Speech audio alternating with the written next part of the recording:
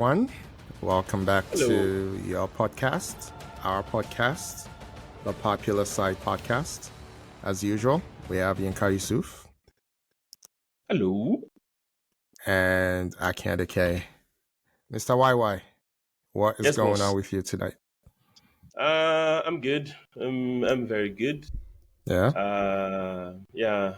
The Ramadan is almost over. It's probably gonna be last day is probably gonna be tomorrow, if not Oh, tomorrow, the really? day after. Wow, Yeah, time flies, man. time flies. If Yeah, not tomorrow, the day after. But okay, yeah, Ramadan is over. Ramadan is okay. over. How about you? Uh, I was out last week. We did do the podcast, but I was doing it from vacation. Yeah. So got back Friday night. The daughters' season started, and they started with Mm-hmm. back-to-back games on Saturday night and Sunday morning. So she had a 6 p.m. and a 8 a.m. game. So that was crazy, and That's not ideal timing it's for our age. crazy. It's insane for a 13-year-old. And it's a No, travel no, league, that's not so proper. you're not playing next door. It wasn't that far. It was like 45 minutes away, And but who takes still. care of the kids' journey into the games? Parents I go or with mom stays home, okay, with the boy. interesting, Yeah. So the interesting. the league is my thing, Interesting. Okay. because the boy's So too young. you have to suffer for it.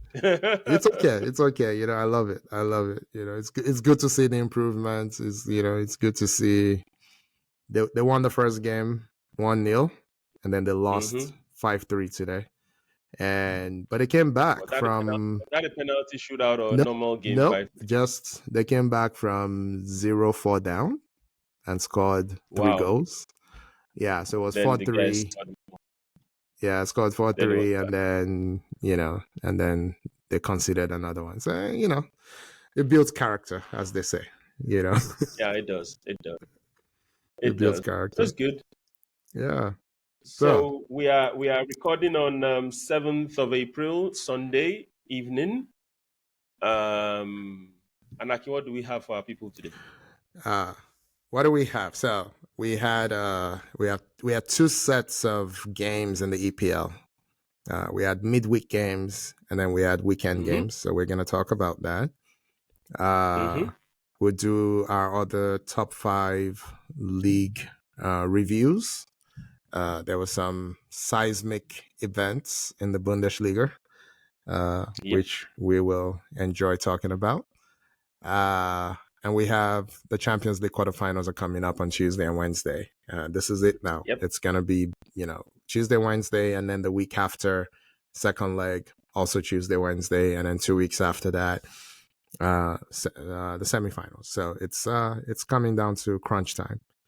So And it's the final lap of the season. So the it games will be coming is, in thick and fast. Yeah. yeah, absolutely. Absolutely. And then the NCAA men and women's. Mm-hmm. I think we'll all agree the women's have been really special. So Yep. the final was earlier today. We'll talk about that. The men's final is tomorrow. We probably won't talk about that. Yeah. And then No. and then the women's the WNBA draft is coming up on Monday the 15th. Yeah. So Mm-hmm. just a week from tomorrow. So we know who's gonna go number 1. Well, we'll talk about that. We do, and we'll talk about the next 4 seats because that's of significant interest to me because 2 of the teams in LA are my teams, and I'm not Okay. referring to the Clippers because Clippers they're always gonna clip. So I'm talking about Sparks and the The Lakers. Sparks. So the Sparks have the second and the fourth seed. Yeah, they do. Yeah, Yeah, one is yeah. through a So trade. Yeah, yeah, yeah. And we'll also talk about the NBA, right? yeah. We'll talk briefly about the NBA, this playing tournament, and its impact on the league and what's I generally don't like happening. it. But let's get there. When we get to that bridge, we'll cross it. So since we're talking NBA, I decided to go a bit NBA today.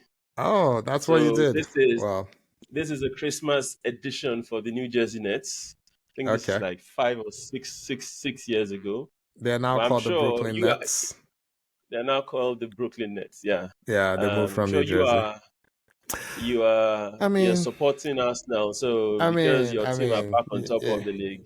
you know how we do. You know how we do. So this is the old. Yinka, what year was this? Was it the '02? Probably the '02. I think it was one of the No, years this that this was it can be earlier O2. than '02. It will be earlier than O2. Are you sure? Wasn't this the it probably Kano be is earlier wearing than O2. it. Kano is wearing it right here when they won. Was Kano there? Kano wasn't there earlier than that. I don't know. I think it was '02. So the last time they won was the first time they won was 96 or 97. Yeah. That's the On one the they won Wenger at Old Trafford. Yeah, that's on the the one they won Wenger. at. No, no, sorry. I'm mixing it up. You're right. It's Okay, O2. it's Sorry, it's '02. O2. Yeah, It's yeah. O2. It's O2. It's So O2. this is a I'm proper mixing it old up. school jersey, old badge, all of that stuff. Uh, Yeah. well, we'll talk a little bit about Arsenal, who are top of the league. Thank you very much. We'll talk about them as well. All right, let's Cool. get into it. Let's do this. Yes, Okay, I boss. want to start with the Bundesliga, if you don't mind. Please go So, ahead. one, Leverkusen refuses to lose, right? So that's just, I don't know. It's fascinating to me. They have a shot because they're in the Europa, not the Champions League, to really take this Mm-hmm. thing all the way. They could win the Europa League.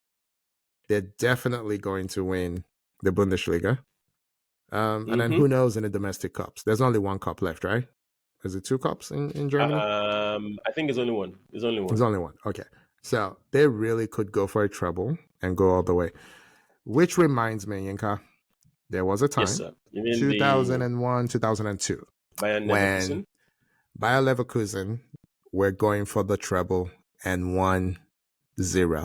So, Yeah. And they had a world class player in Michael Ballack. Let me see. Let me see. Who else was on that team? So uh, let's see. Zé Roberto. Zé Roberto was the on there. I don't Brazilian. know if you're Brazilian. Yeah. Dimitar Uh-huh. Berbatov was on there. Remember? Before that was before. Yeah, that was before he came to United and Fulham. Yeah. Yeah, before he came to England. Remember Yeah. Lucio, the Brazilian? Yeah. The Brazilian legend, tall He was Lucio on that centre team. back. Yeah. Yeah. Was on the team. Remember Yeah. Oliver Newville? I never thought he was a great player, but he Nah, it was dabbled just a little regular. bit. Regular. Yeah. But it was Yeah. okay. So they ended up finishing second in the league. And how did they Mm-hmm. finish second? Uh, I think their last four games, they only won one out of the last four. So that was a problem. And then they lost. Yeah, Dortmund won that year. And then they lost their cup final to Schalke. And then I think it was 4 days later, they lost the Champions League final to Real Madrid. And Real this, I Madrid. know you And remember that the volley. and that crazy Zidane volley. Yeah, Yes, I I know do. you remember How that. can I forget that? Yeah. Yeah. So things crumbled for them pretty quickly. Uh, it's not gonna happen this year because Nah, quick I don't segue think so. to the second biggest story, maybe the biggest story in the Bundesliga. Bayern were up 2-0 against, what is the name of this club, Yinka? Hayden. Heidenheim.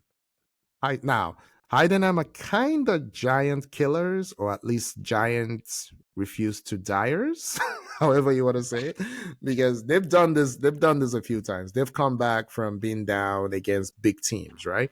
I believe they came back against Dortmund. I think they may have come back against Stuttgart, and now they've done it against Bayern. So Bayern Yeah. were up 2-0, Mm-hmm. and then Heidenheim came back. It was 2-2. And then they scored the winner. And now I think Bayern may be one loss away from being completely out Yep. of the Bundesliga. So if Leverkusen wins their next game, that's it. It's over. It's over. Yeah. And still talking of Leverkusen, they are also in the finals of their DFB Pokal, which is their FA Cup, Yeah. and they're playing FC Kaiserslautern. in the finals of that one. Kaiserslautern is a Division 2 team.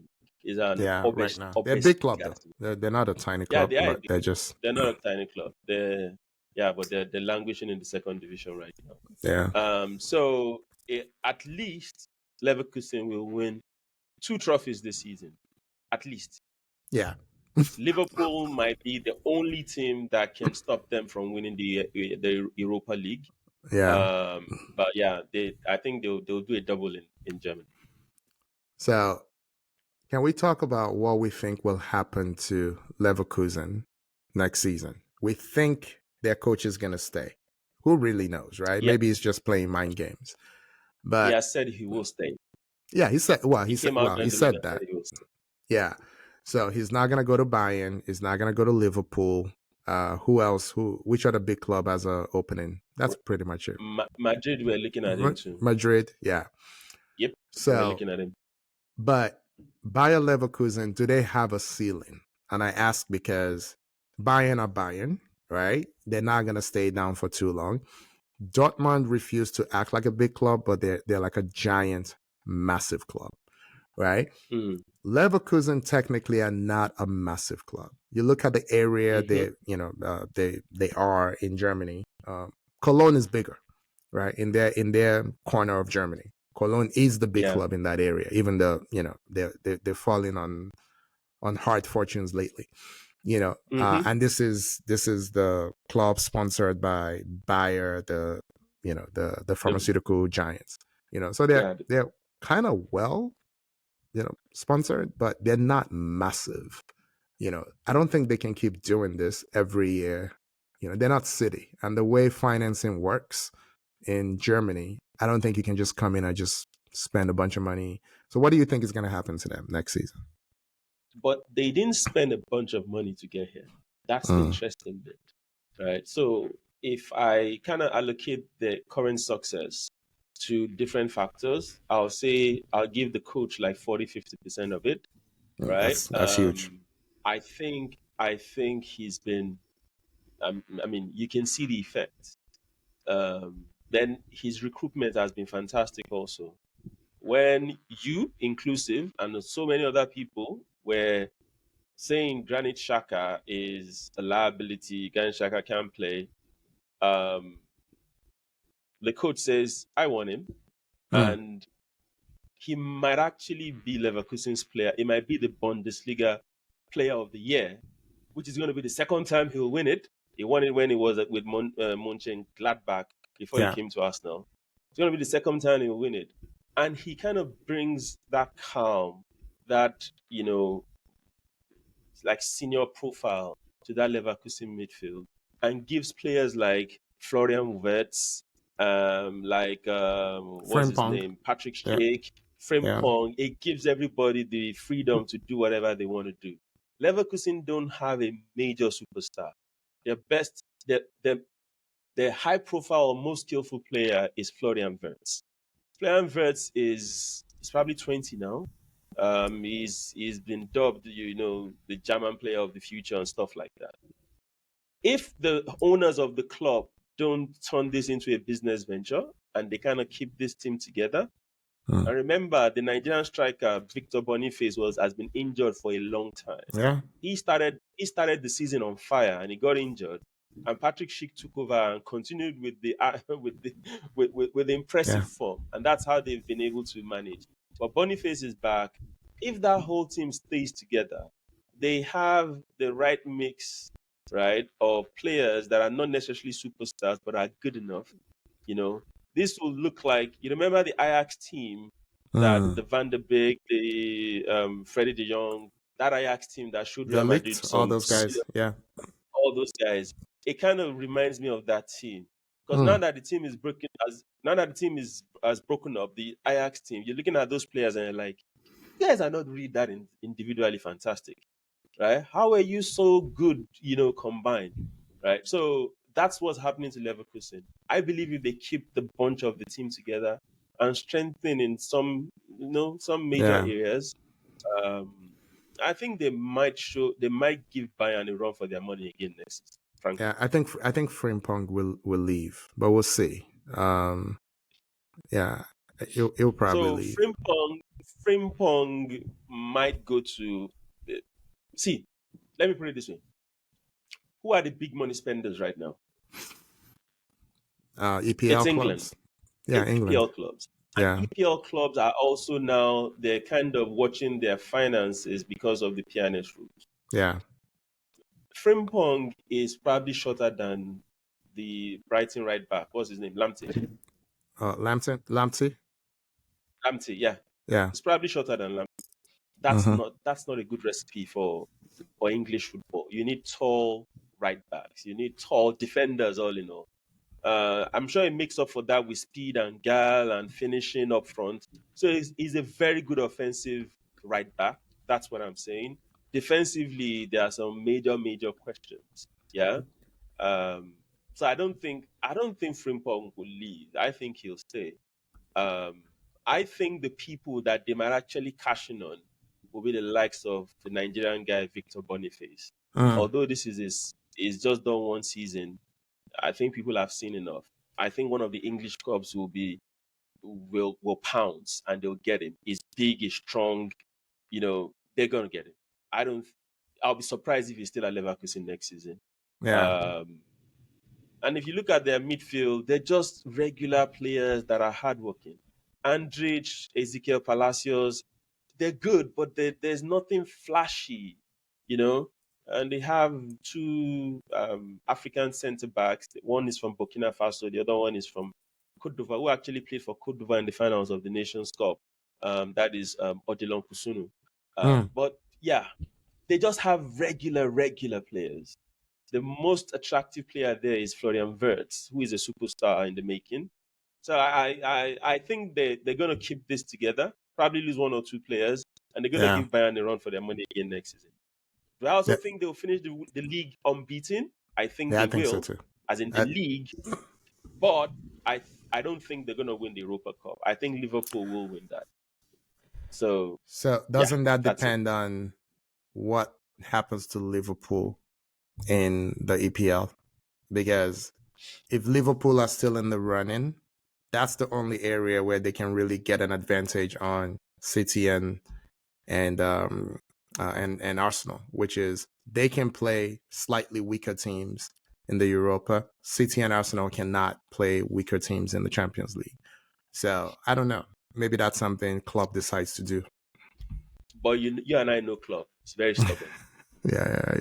The last UEFA Europa League game that they had, see what happened. They didn't really Mm, need to field the big boys. He still played them, right? it did. So I think club is just saying, you know what, this is my final season with this team. I'm not putting anything to chance. It's pedal to the metal all the way. Mm, I'm going full speed all the way, irrespective of who I'm playing. I'm playing the big guns. But we shall see. We shall see. yeah. But Harry Kane, the curse is still live. Is still alive. It's still going on. Harry Kane is still not going to win a trophy this season. So he'll try again next season, hopefully. You really think you'll be different next season? Nah, I think it will be different next season. Because the reason why Bayern didn't win anything this season is because of their coach. Mm. Yeah, I think that's it. If give Xabi Alonso this same Bayern team, right, they will be 15 points clear of the Bundesliga right now. So I'm serious. what does that say about Tuchel? And where is He's he an gonna go next overrated. season? He's an overrated coach. He'll sit on Mm. the bench for a while, waiting for somebody to fire somebody so that he can go there, do his usual initial grad, and he will fade out at the end of the day. Yeah, I don't know who's more overrated between Tuchel and that. What's your Juventus coach again that you love so much, Allegri? Okay, Yeah, this is uh, where narratives start. I don't love Allegri. I'm shocked that you don't rate him at all. Like you think he's like just an average coach. I'm like, the man he's is a a serial winner. So why do you think it's just an average coach? he's an average Joe, man. Just let's leave it at that. That's probably another discussion for Okay. another. Yeah, we're not talking about Juventus today. So We're we'll not move talking on. about Juventus today. No. Okay. Are we done with Germany? I think we should move on. That's all we have in Germany, Yeah, actually. yeah. Leverkusen won, like you said. Let's move on. Um, Bayern played their strong team against Heidenheim, just so you know. Of course they did. I mean, they're trying to Uh, win. Why would they not? and you remember what we said? You remember what we said last week about Yeah, yeah, sending the wrong message to the players? yeah, After 2-0, they just packed it up.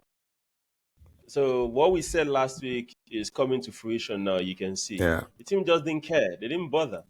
They had their eyes on Tuesday's game, and they thought 2-0, game's over. They packed it up and see yeah. what happened. And Anyway, the second goal was Serge Gnabry. yeah. Terrible defending. Yep. He's probably the shortest guy on the field, And and he rose gets up to knock the ball ahead it's of tall defenders. yeah, and he just split them in two and heads the ball in. So they probably thought they were comfortable at that point, right? Yeah. Yeah, Yeah. because yeah, but anyway, okay. Let's do England last. So let's do a Okay. quick. Let's go around the three others real quick. Anything There were no notable? games. There were no games in La Liga, were there? I Yeah, think why, there was a because cup of the weekend. cup. Let's see. Yeah. So So we can skip there. Bilbao won it. Bilbao won it, and I'm very, very happy for Bilbao. People might not know this, but they have a transfer policy of only recruiting players that come from the Basque region, Yeah, right? So that's their transfer policy. That's who Bilbao has always been. So I'm really, really happy for them. So they won on penalty shootouts yesterday. yeah.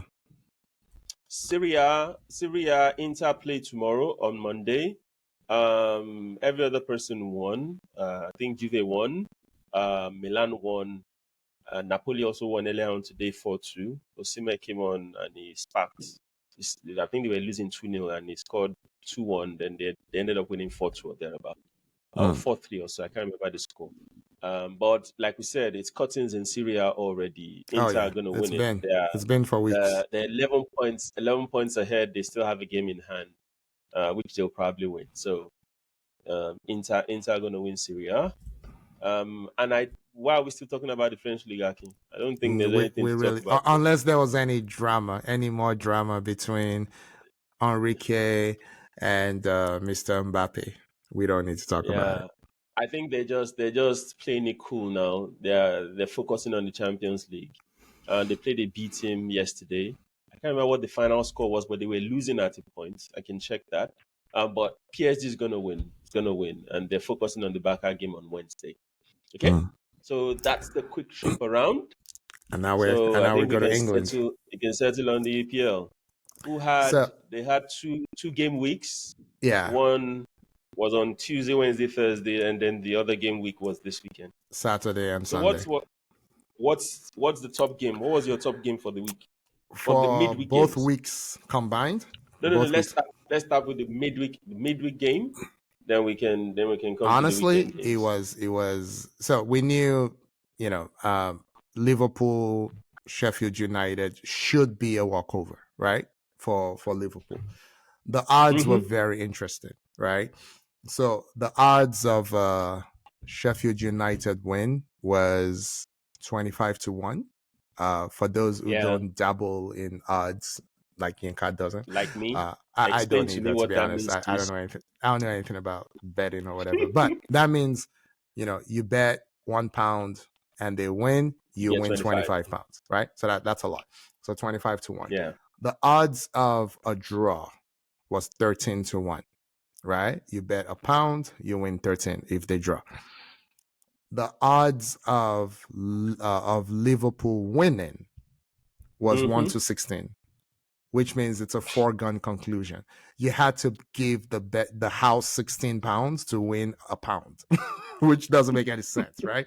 So this was supposed to be a walkover. And just, this is how bad they've been. I'm fast forwarding to their game today in the second match week. And I think by the end of this week, they had conceded 47 home goals, which is crazy, right? Not even Man U, who don't play any defense, have conceded 47 total goals. right? And by this, we're talking about Sheffield, right? Sheffield United. By the end of this weekend, they've conceded 47 goals at home. And I don't know what what now they're. makes it worse? Yeah, You can tell us Chelsea could not still beat them today. Chelsea could not beat them today. I was skipping around a little bit, but Chelsea could not beat them. Anyway, let's go back to midweek. No, let's jump the gun. We'll come Yeah. back to So, Chelsea. so So for me, let's go back to midweek. the midweek games, the top three teams were the most compelling. And I think Arsenal went first in the midweek. Luton, I can't remember yeah, I think Arsenal Luton went first. yeah. Arsenal, Yeah, Luton went first, and I can then check that actually. who did City play? I forget who they City played. played Villa. They won Villa Yes, 4-1. yeah.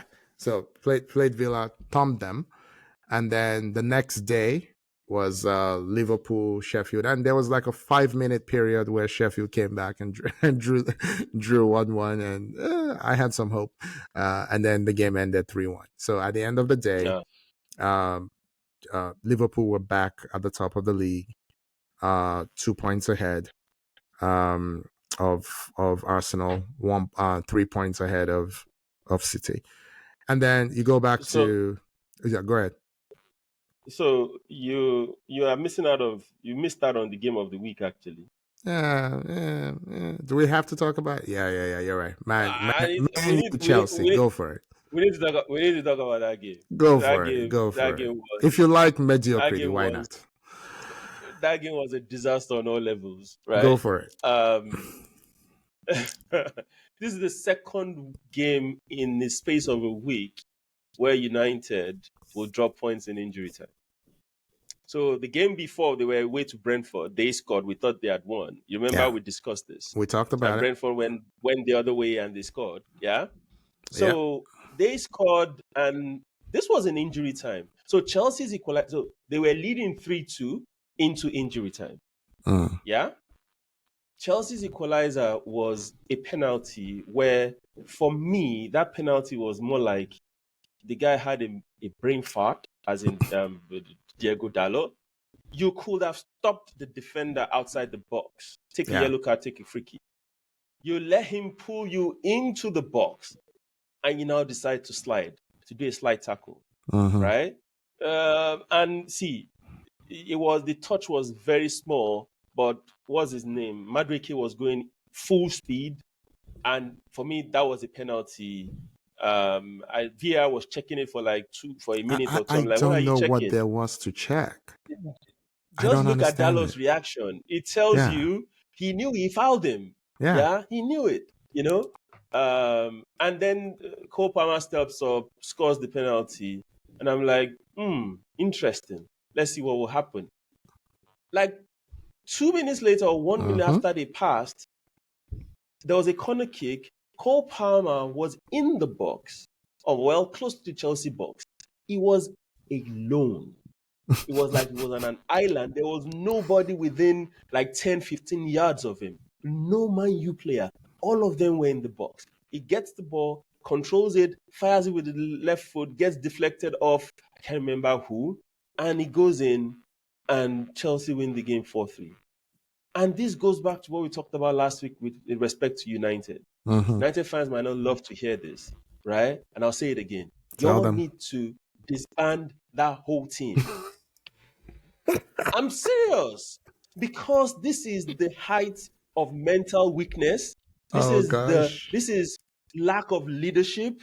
This is a poorly coached team that deserve every bit of misery that they are in right now. Very harsh. How Very can harsh, you? Yinka. But keep going. No. I'm very, very serious. No, I said it. I said I'm not a United fan, but if I were to be one, I'll be very livid right now. That's exactly what I posted on our group, if you remember. Yeah, I do. Right? All you needed to be was, once that penalty happened, you needed a leader to step up and say, guys, attention. Guys, somebody to rally the troops and let you know we still have a point to protect in this game. But all of them just fell into their shell. They fell. They're like, oh, that's it. This game is over. If you can't win, don't lose. How about that? Don't lose. So in all this, the player that I felt most for was Garnacho. So when the scores were Tell us why. 3-2, Tell us why. when the score was 3-2, Yeah. the man of the match award was given to him. And it was shown on TV, man of the match, Garnacho. Yeah. Yeah. Then Palmer steps up and scores 2 goals in injury time. And they had to give it to Palmer instead. They had to give it to Palmer instead. And I was like, wow, you can't write this stuff. Even if Oh someone my is writing a gosh. soap opera, it can't be as interesting as this. It's ridiculous. It's ridiculous. So for me, that was the. I know it's not. These are teams that are not challenging for anything, They're not going but anywhere the fast. the the level of incompetence on display was shocking for 2 teams that have spent billions of pounds to assemble their squad. Yeah. It was shocking, disaster. Yeah, I rest my case. Are you sure? For now, then we'll talk about the United Liverpool game again today and the Chelsea Sheffield game today. But for now, I rest my case. Oh my God. Okay. So we talked a lot about Man U last week. Some people thought it was unfair how harsh we were. But when I look at their game today, again, today's Sunday, April 7th, they were home against Liverpool. Liverpool only knows one speed, right? Liverpool doesn't really do control, Liverpool is more like controlled chaos, which maybe in a way kind of, I don't know, maybe they played into Man U's hands a little bit. So I don't know if you saw the presser with Klopp after. He's a very honest guy. He just says whatever is on his mind. And especially when he's angry. He refused. He was pissed off. He was pissed off today. You know what he said at the end of it? He said, someone asked him about Arsenal. He said, if Arsenal because someone was like, hey, Arsenal is coming here, meaning Old Trafford. I think second game to the end of the season. I think the 37th game. So match day 37. Do you think they'll win? And he's like, he pretty much said if Man U plays the way Man U played today, Arsenal would beat them. They will be thumped.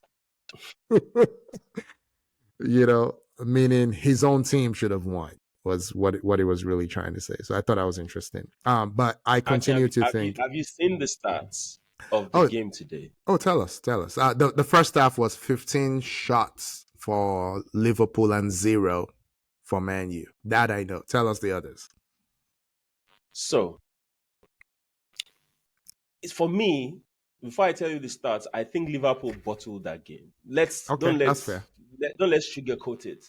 Liverpool should have won that game by at least 5 goals. Or let's say 4, right? Because their XG for this game was 4. Not 0.4, 4. They had 4 XG for this game against United's 0.7 XG. Wow. They had 62% possession against United's 28 or 38. Yeah? Yeah. They had 28 shots against United's 9. And out of that 28, only 7 were on target. And out of United's 9, 5 were on target. Yeah. Right? So that means Liverpool had so many shots that were off target and shots that were blocked by United's defenders.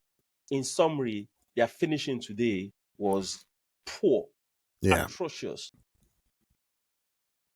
Yeah. So for me, Liverpool bottled the game. The people that benefited most from this game is Arsenal and City.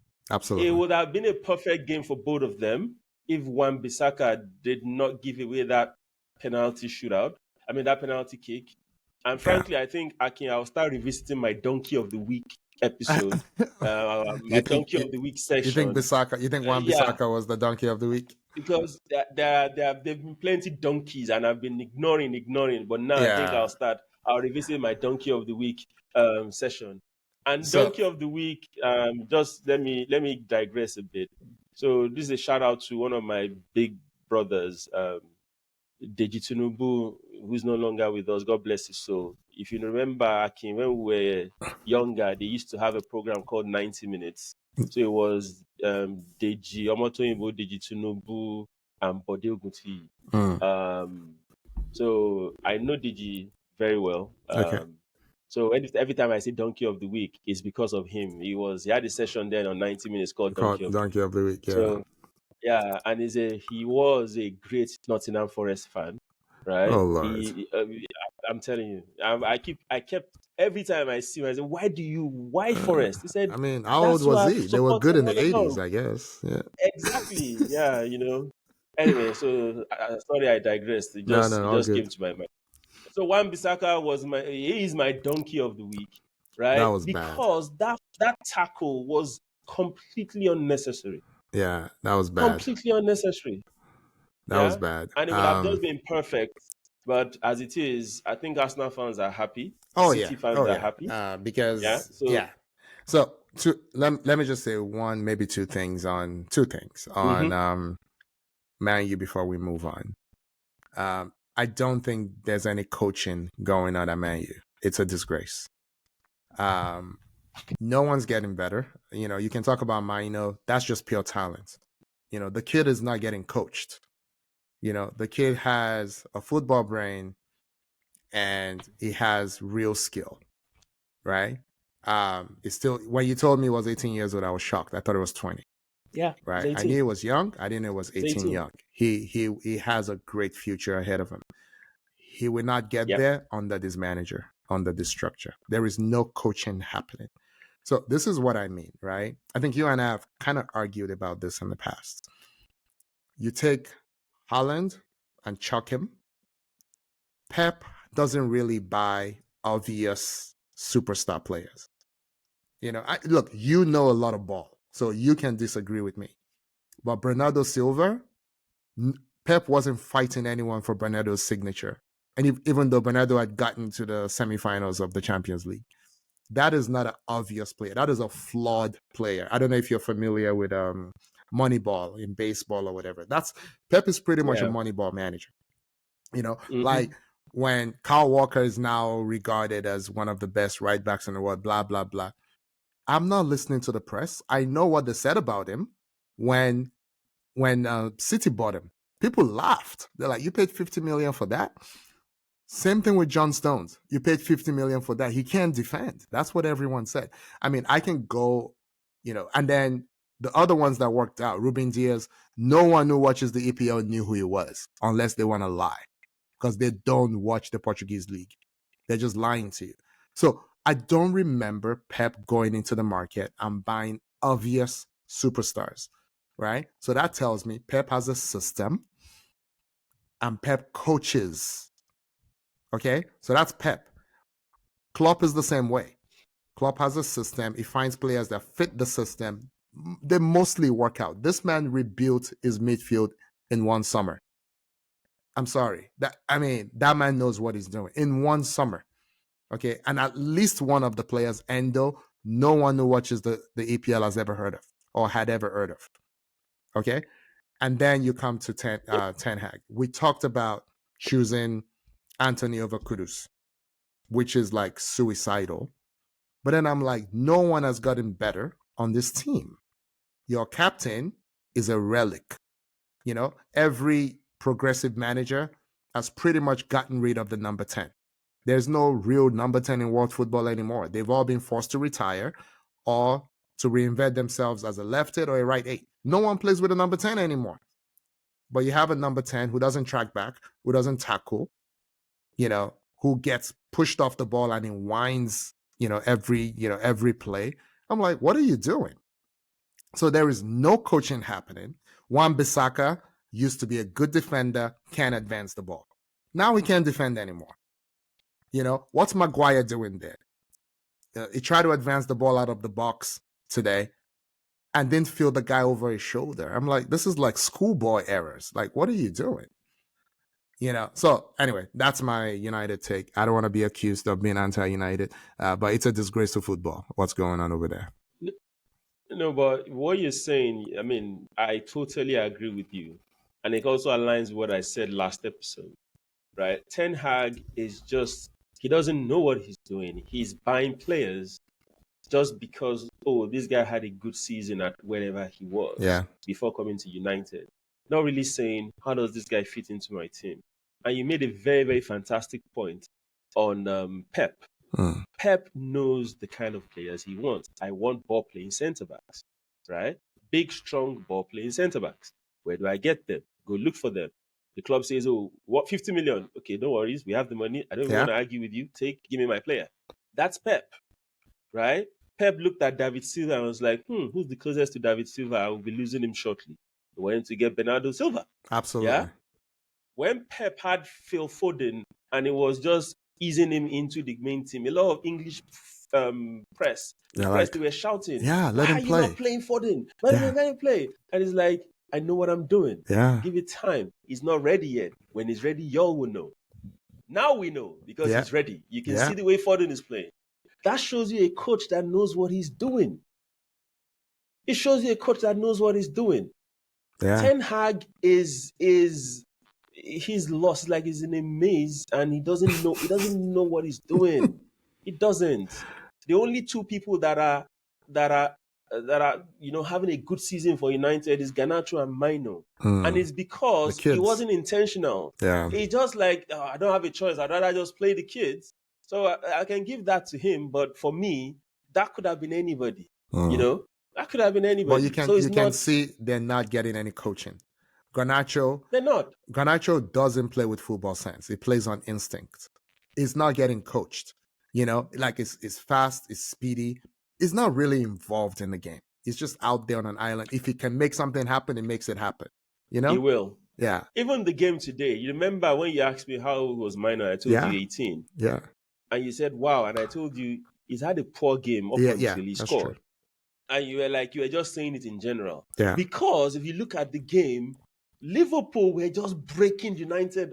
Every single attack led to an expected goal. They were just breaking United open. But you know why? Every single attack. You know why?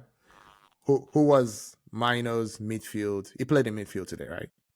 Yeah, with Casemiro. Okay, so he had two midfield mates. One is a number 10, trying to be an old school number 10 when the world has moved on. He doesn't track back. He doesn't tackle. When he tackles, it's a straight yellow. It's a yellow or a straight red every time. That's the captain. And then the other is Casemiro, who must be 42 years old. You cannot tell me this man is not 42 years old because he runs like me. Okay, this man cannot move. I mean, he committed a foul today, and I'm like, come on, man. And he looked at the referee. Referee looked at him. And he was just sad. I'm like, they paid $65 million for this guy 2 years ago. That was a red card. It was a red card. Should have been a straight tackle. Red. Well, maybe orange, but if the ref had given a red, I would have said, well, it would have been fine. It would not have been reversed. It would not have been reversed. Yeah. Exactly. So how can those two mentor Mino? I mean, it's a joke. It's a joke. No. Anyway. It is. Anyway. So quick trip for the rest of the games. Go for it. City rebounded from the Arsenal draw. 2-4-1 wins. Well, 4-2. City. Crystal Palace ended up 4-2. Yeah, so they had a 4-1 win against Villa, then 4-2 against away to Palace. KDB, fantastic game. Villa Brentford was another interesting game for we neutrals. I really enjoyed that game. And it kind of shows. So anybody that was wondering why Arsenal got rid of Unai Emery, just go and watch Villa's last two games. That's your answer. You don't even need to go too far. Then quick trip to Sheffield United, Chelsea. Gosh. What do I have to say about Chelsea? Let me just say that since Chelsea became terrible, this is the first time that I've watched two of their games back to back, and I regret it. I want my 200 minutes back because what the hell? Go ahead, Yinka. I should go slightly biblical here. So I was saying, what does it profit a club to beat United 4-3 then draw 2-2 with quote and unquote the town hall? Because everybody's been Bruh. Sheffield are bottom of the table for a reason. Can we tell the people how bottom of the table they are? So they've played Please do. 31 Go ahead. times. They've played 31 times. They've lost 21 of 31. They've drawn 7. They've won only 3 times. Okay. They've scored 30 goals, 3-0 in 31 games. They've conceded 82. They have a goals difference of minus 52. Just to put that in context, they've conceded more goals than anyone has scored in the EPL this season. Arsenal has scored the most goals, 75. They've conceded 82, Sheffield United, minus 52. That's how bad they are. And like I said, they were minus 47 at home. So it's the same thing, really. So you said they've won 3 games, right? 3 games, yeah. So those 3 games that they've won, one was against Brentford. Okay. Right? And the other one was against Wolves. Oh gosh. Right? I can't get who the third one was. I don't know. The Brentford, table says 3. Wolves. Yeah, I can't get the third one. Yeah. They played but Liverpool that just close tells you twice, the kind though. of people. Yeah. Yeah, that tells you. Okay, they beat Luton. So they beat Luton, Brentford, and Wolves. So they beat their mates. If you get what I mean. Now you go. They could have won the game against Chelsea today. Oh gosh. They could have, because I saw I didn't watch the game, but I caught the highlights just before we started recording. I'm like, what's going on with this Chelsea team? So, Yinka, I thought about something, if you don't mind. So I was thinking of when Mourinho came in, when they first got money, when football started, according to these clowns. So when football started, according to Chelsea fans in 2004, Mourinho bought a bunch of players, but he also had, I'll call them the backbone of the team. Like John Terry was already there. Frank Lampard was already there. So when I look at those teams, I'm like, Florian Malouda was not a world-class player. But was a really good squad player. You could win things with Florian Malouda. Joe Cole was not a world-class player, but you could win things with him, right?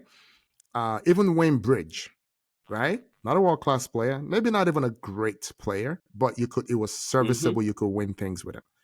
Yinka, I'm looking at the 20-something players on display at Chelsea. How many of them are Florian Malouda level? So I just want to talk absolutes now. Forget how good they are compared to anybody else. Just how good are they, period? Because you wipe out your entire team and you replace them with a bunch of not as good as Florian Malouda players. What are you doing? See, let's just put Chelsea on ice for now. Okay. Let's move on from Chelsea, because some people will accuse us of but we're just being objective. If you play well, look, I come here, you know how I feel about Liverpool. I come here, I rave about Liverpool because I can't lie. My eyes don't deceive me, and I got to do my job, right? I've never come here to say anything negative about Liverpool, even though I want all of them to blow their hamstrings and lose their next 7 games. That's what I want. But I've never said anything negative about Liverpool because they're excellent. Yeah. On the flip side, I can't lie. I got to do my job. Chelsea and Man U are a disgrace to football. To make it worse, Akin. Yeah. To make it worse, Akin, Chelsea, they've dug themselves into a hole, kind of. With this current squad, it's going to be difficult for them to get out of. Especially in this PNS situation. Yeah. This PNS world that we live in, it's going to be difficult for them to get out of. There is the only single player they have that has appreciated in value since they bought him is Cole Palmer. Cole Palmer, yeah. That's it. And how good is Cole Palmer? Now, one of the things I appreciate about footballers is movement, right? It's why I like Alexandra Isak, and it's why I like Cole Palmer. Their movement is really good. I mean, Palmer's movement is not as good as Isak's, but, is less experienced, right? But when I think about it, I'm like, when he was on City, we weren't talking about him. You played a couple games. Like, okay, I see sparks or whatever. But when you're playing against, with not quite as good as Florian Malouda players, you look like the real deal. You know what I mean? So is it the real deal? Yeah, he scored 16 goals. 8 of them are penalties. 8 of them are penalties. So how good is he? There. Sorry, what'd you say? There's something there. There's talent there. Okay. That's what I'm saying. I'm not saying it's top level. I'm just saying in terms of player appreciation, player valuation, right? Yeah. In this current Chelsea squad, the only person that Chelsea can sell for higher than the amount they bought him is Cole Palmer. I agree. That's all I'm saying. You know who is not good? That's all I'm saying. And I'm going in now. Nicholas Jackson is not a good player. I'm sorry.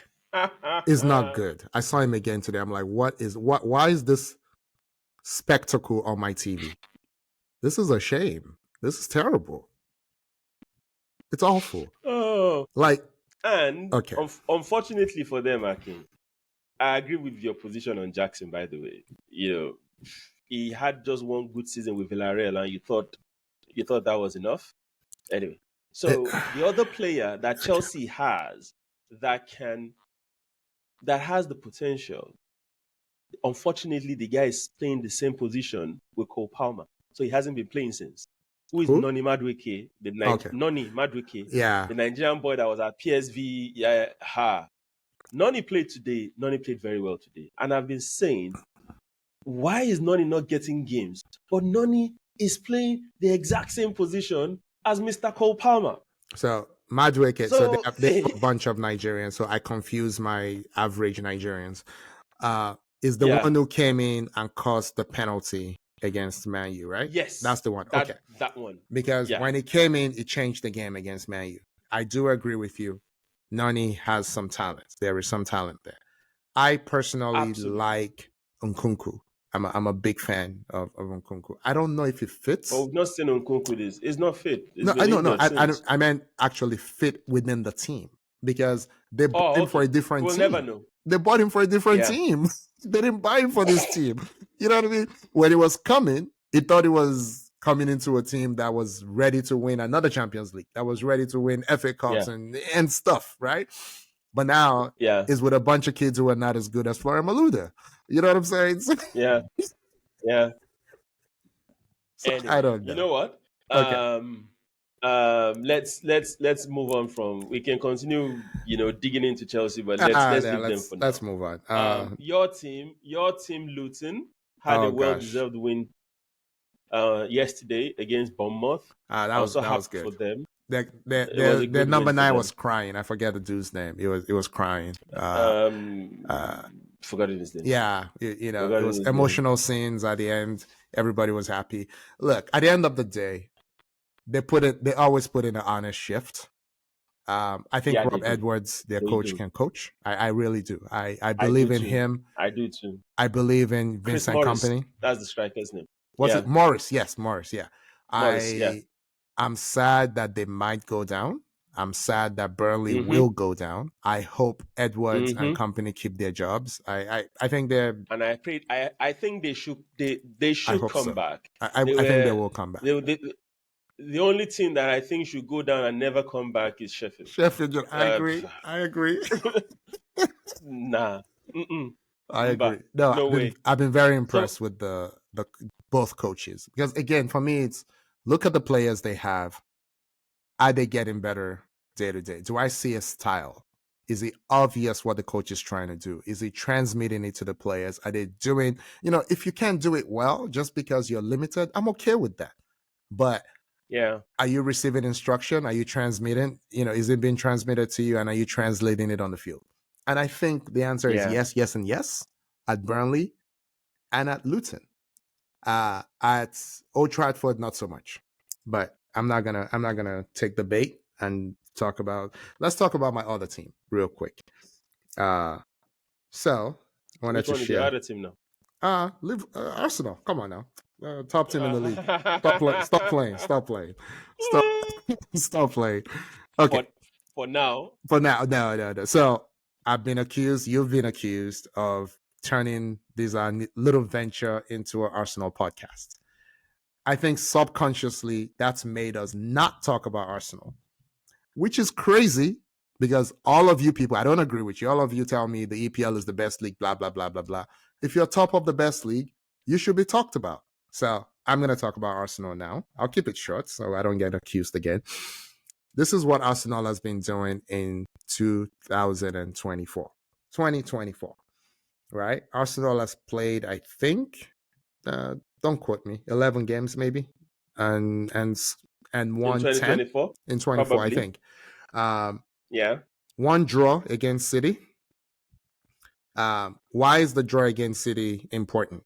It was the first time in 57 games that City did not score at home. Okay, the game was at the Etihad Stadium in Manchester.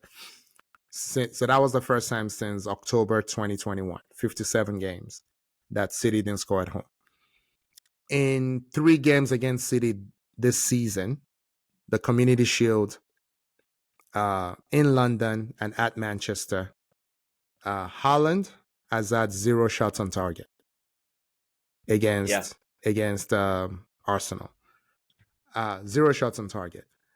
In the game against Arsenal in London, City had 4 shots. I believe it was 0 on target. They had 4 shots total, 0 on target. I'm saying all this because Arsenal was accused in the midweek game. Of parking the bus. For those who don't follow these things closely, that means you don't come into play, you just play defense. That's actually not what I saw in real time. Okay, I think City are just really, really, really good. Scared of us now. No, they're really good in possession. That's my thing. So City. This is not the first time that City has outpossessed Arsenal. Arsenal pretty much never outpossessed City. The difference is they used to outpossess Arsenal, then beat Arsenal 4-1.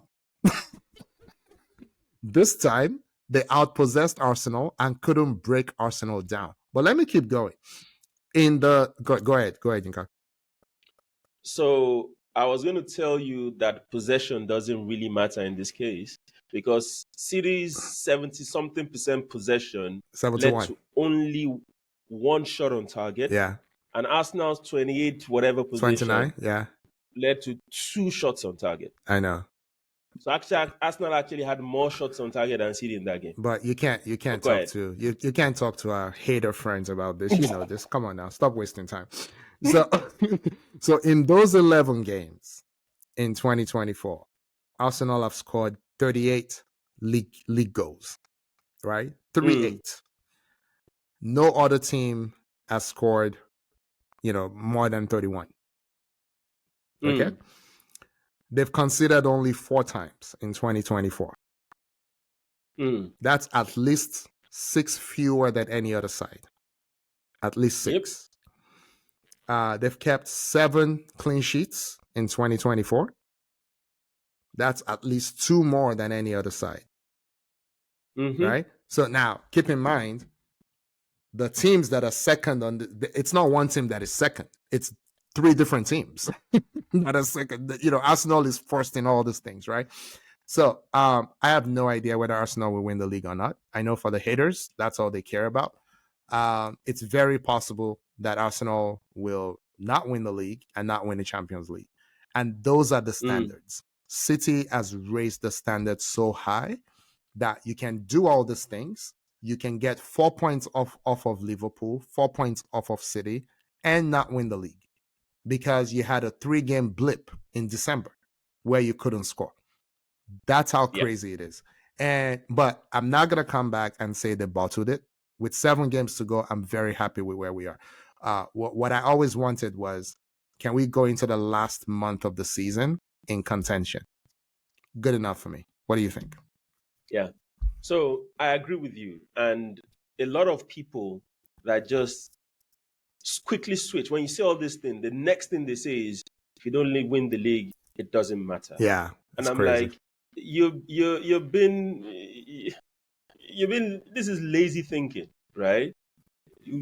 United will wish that they swap positions with Arsenal right now. You can see growth. You can see a plan.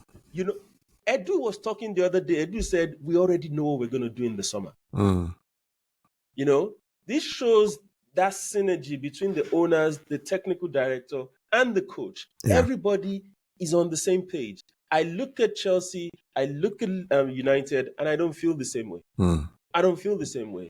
Once Klopp is done, Liverpool needs to be careful about who they bring in as coach, because that will determine their next 2-3 seasons, right? And that means for the foreseeable future, Arsenal and Pep, Arteta and Pep, if he stays, will be slugging it out for this league for the next 4 or 5 years. Yes. Because Arsenal team is arguably the youngest in the whole EPL. Yeah. So it's not as if they have old men there. They have young boys that will only get better. Yeah. There's no Arsenal player today that is at his peak, apart from no, let me rephrase that. There is no young Arsenal player today that you can say that's your peak. Yeah. You can say that for Partey, that's a senior man. You can say that for Jorginho, that's a senior man. For the rest of the Arsenal team, they have not even reached their peak yet. And we don't know where that will get to. Yeah. If Saka gets to Saka's level, the league you are dead. Let me just say it. Yeah, it's over. If Saka gets to 70% or 75% of Salah alone, it's over. It is over. And Salah is leaving after Klopp, by the way. He's going to Saudi. You heard it here first. I believe it. Salah is following Klopp. So, he's gone. A quick thing. Do you think Ryan Giggs is a legend? Of course I do. Okay. 20 years at Man U, right? He's gonna be on the list of I think he's already in the Hall of Fame, the new Hall of Fame thing they're doing. Yeah. If he's not, he will be. He is. So I saw something the other day that blew my mind, right? Sakai is supposed to be having a bad season, right? This was at a time when he had 13 Premier League goals and 8 Premier League assists. Apparently, Ryan Giggs in 20 years never bettered those stats. Just in production. Never. Never. And they played the wing position. It wasn't like you're comparing a central defensive midfielder with an attacker. Absolutely. So 20 years, he never returned better than 13 and 8. And that shocked me. Interesting. Yeah, it shocked me. Interesting. Yeah, it shocked me. I didn't believe that. And it's now 14 or 15. Saka scored the penalty. So, but this was a week ago, before the last 2 games. So, Aki, I want us to do something. I want us to do it quickly. So I'm going to quickly share my screen now. Okay, go for it. And let me know once you see. Let me know once you see my screen. You can see that, right? Not yet. He has to travel all the way here over the Atlantic. Okay, it's coming up. It's coming up. YY's screen. Yes, I do. Let's go. Okay, so here's what I need you to do for me. So you can see I have AA and YY. Why so I need you to quickly run through this for me. Okay, who's gonna win? I need you to quickly run through this for me. Oh gosh! Yeah, just tell me what your predictions are. Oh my god! And we'll keep monitoring this for the rest of the season. Okay. So let's go. Aston Villa at home. Win. That's 3. Win. Wolves away. Win. Okay. Must win. Don't tell me you're gonna put win all the way. You're joking. Wait. Man U away. Must win. Must win. That's a must win. No.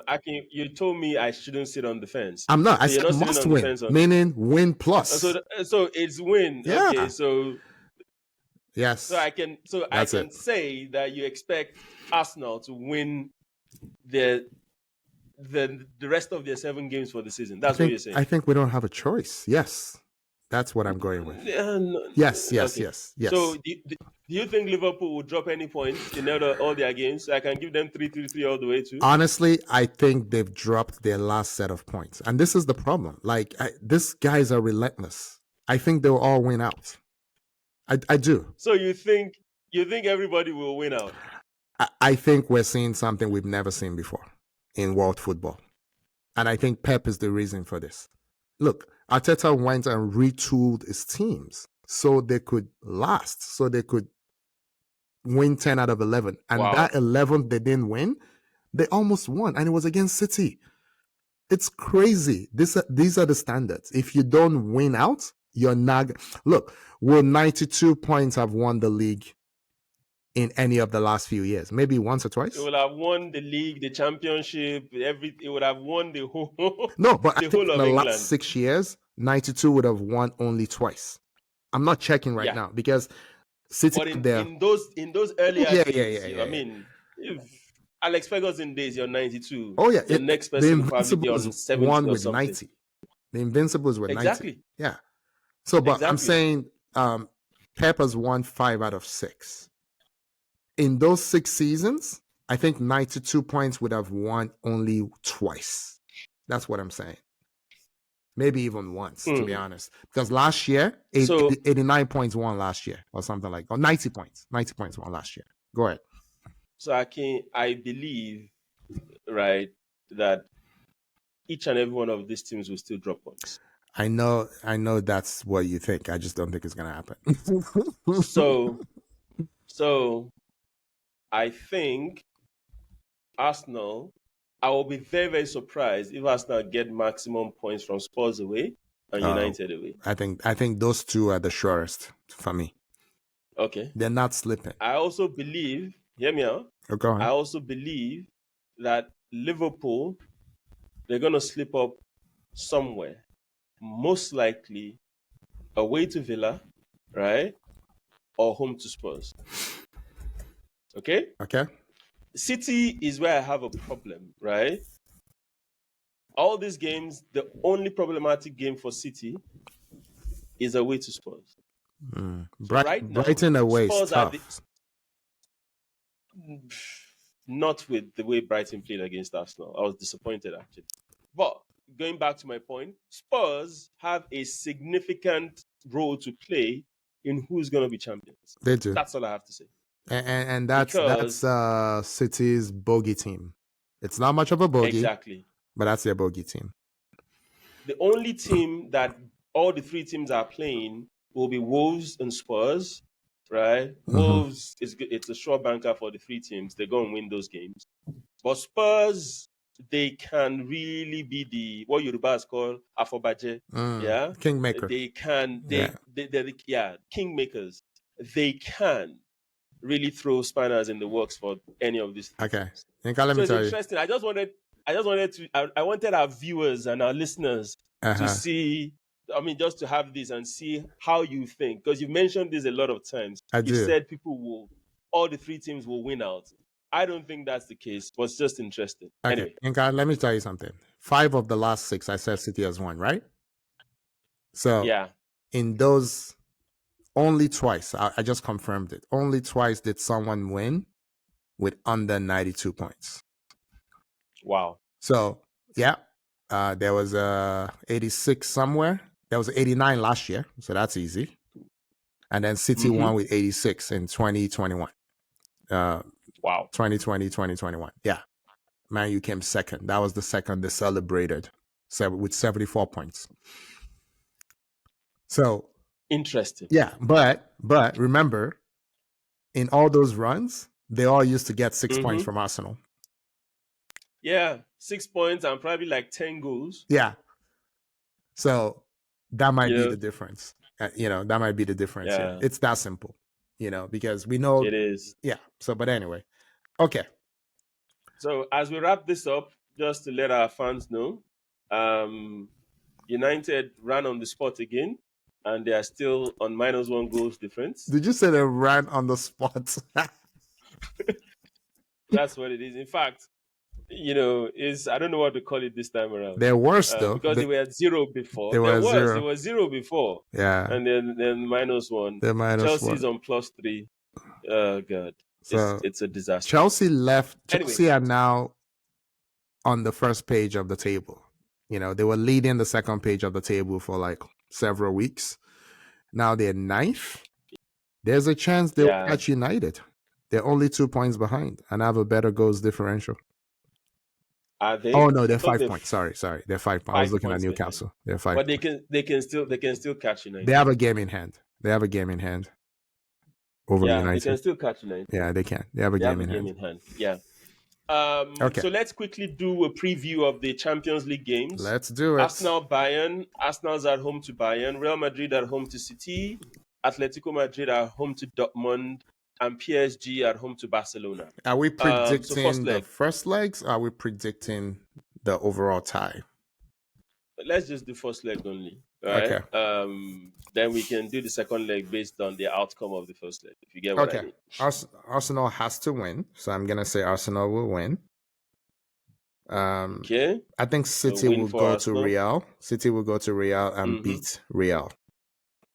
Oof. Yeah, I do. I think City will win home and away against Real. Okay. I think PSG will win at home against Barca, but I think Barca will go through. And that will be the end of the Mbappe era at yeah, PSG. I think Barca will go through. But I think PSG will win the first leg and Barca will go through. I think Atletico will draw the first leg and Dortmund will qualify through the second leg. Interesting. I do. Interesting. Yeah. So, okay, what's yours? So, Arsenal Bayern, my head says that Bayern will turn into prime Bayern and give Arsenal a very, very difficult game. But my heart says Arsenal will win. Okay. So I think the Arsenal defense is so good these days that it will be, if City can break Arsenal, I'm struggling to see who will. Yeah. The 4 goals Arsenal has conceded. The 4 goals Arsenal have conceded this year, 3 of them are like mental lapses by Arsenal themselves. You know, and that says a lot. Yeah. That says a lot. Okay. So I think Arsenal, I'll give it to Arsenal. I think Arsenal will win the first leg. I think Arsenal will go through eventually, but we can talk about the second leg later. Okay. Madrid City, I think it's going to be a high-scoring affair. Wow. I wasn't expecting that. And I think it's going to be a draw. Okay. You know the way Madrid are, right? It's like they get second win towards the end of the game. They'll just start exactly. So yeah, I think it's going to be a high-scoring affair, and I think it will be a draw. Okay. But I will hold my prediction for the second leg until I see what happens in the first leg. You're always Madrid, a cautious man, you know. Madrid, Atletico Madrid, Dortmund.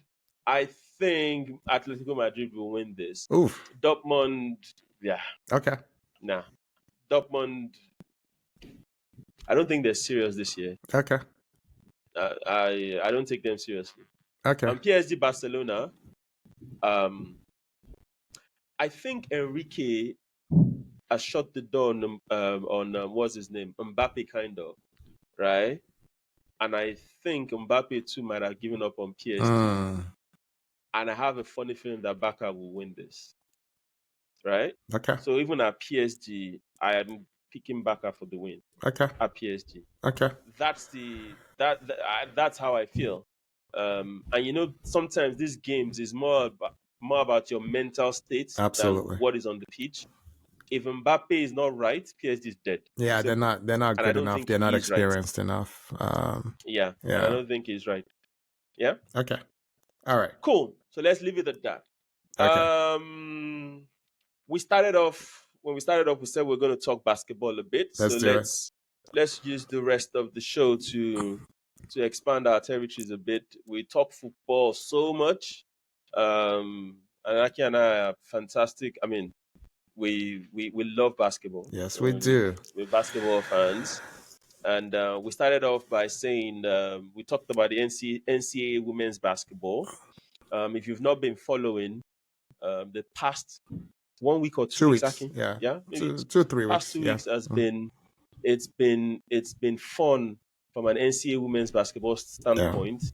The hype and the attention that the college women's basketball has received over the past 2 weeks has been phenomenal.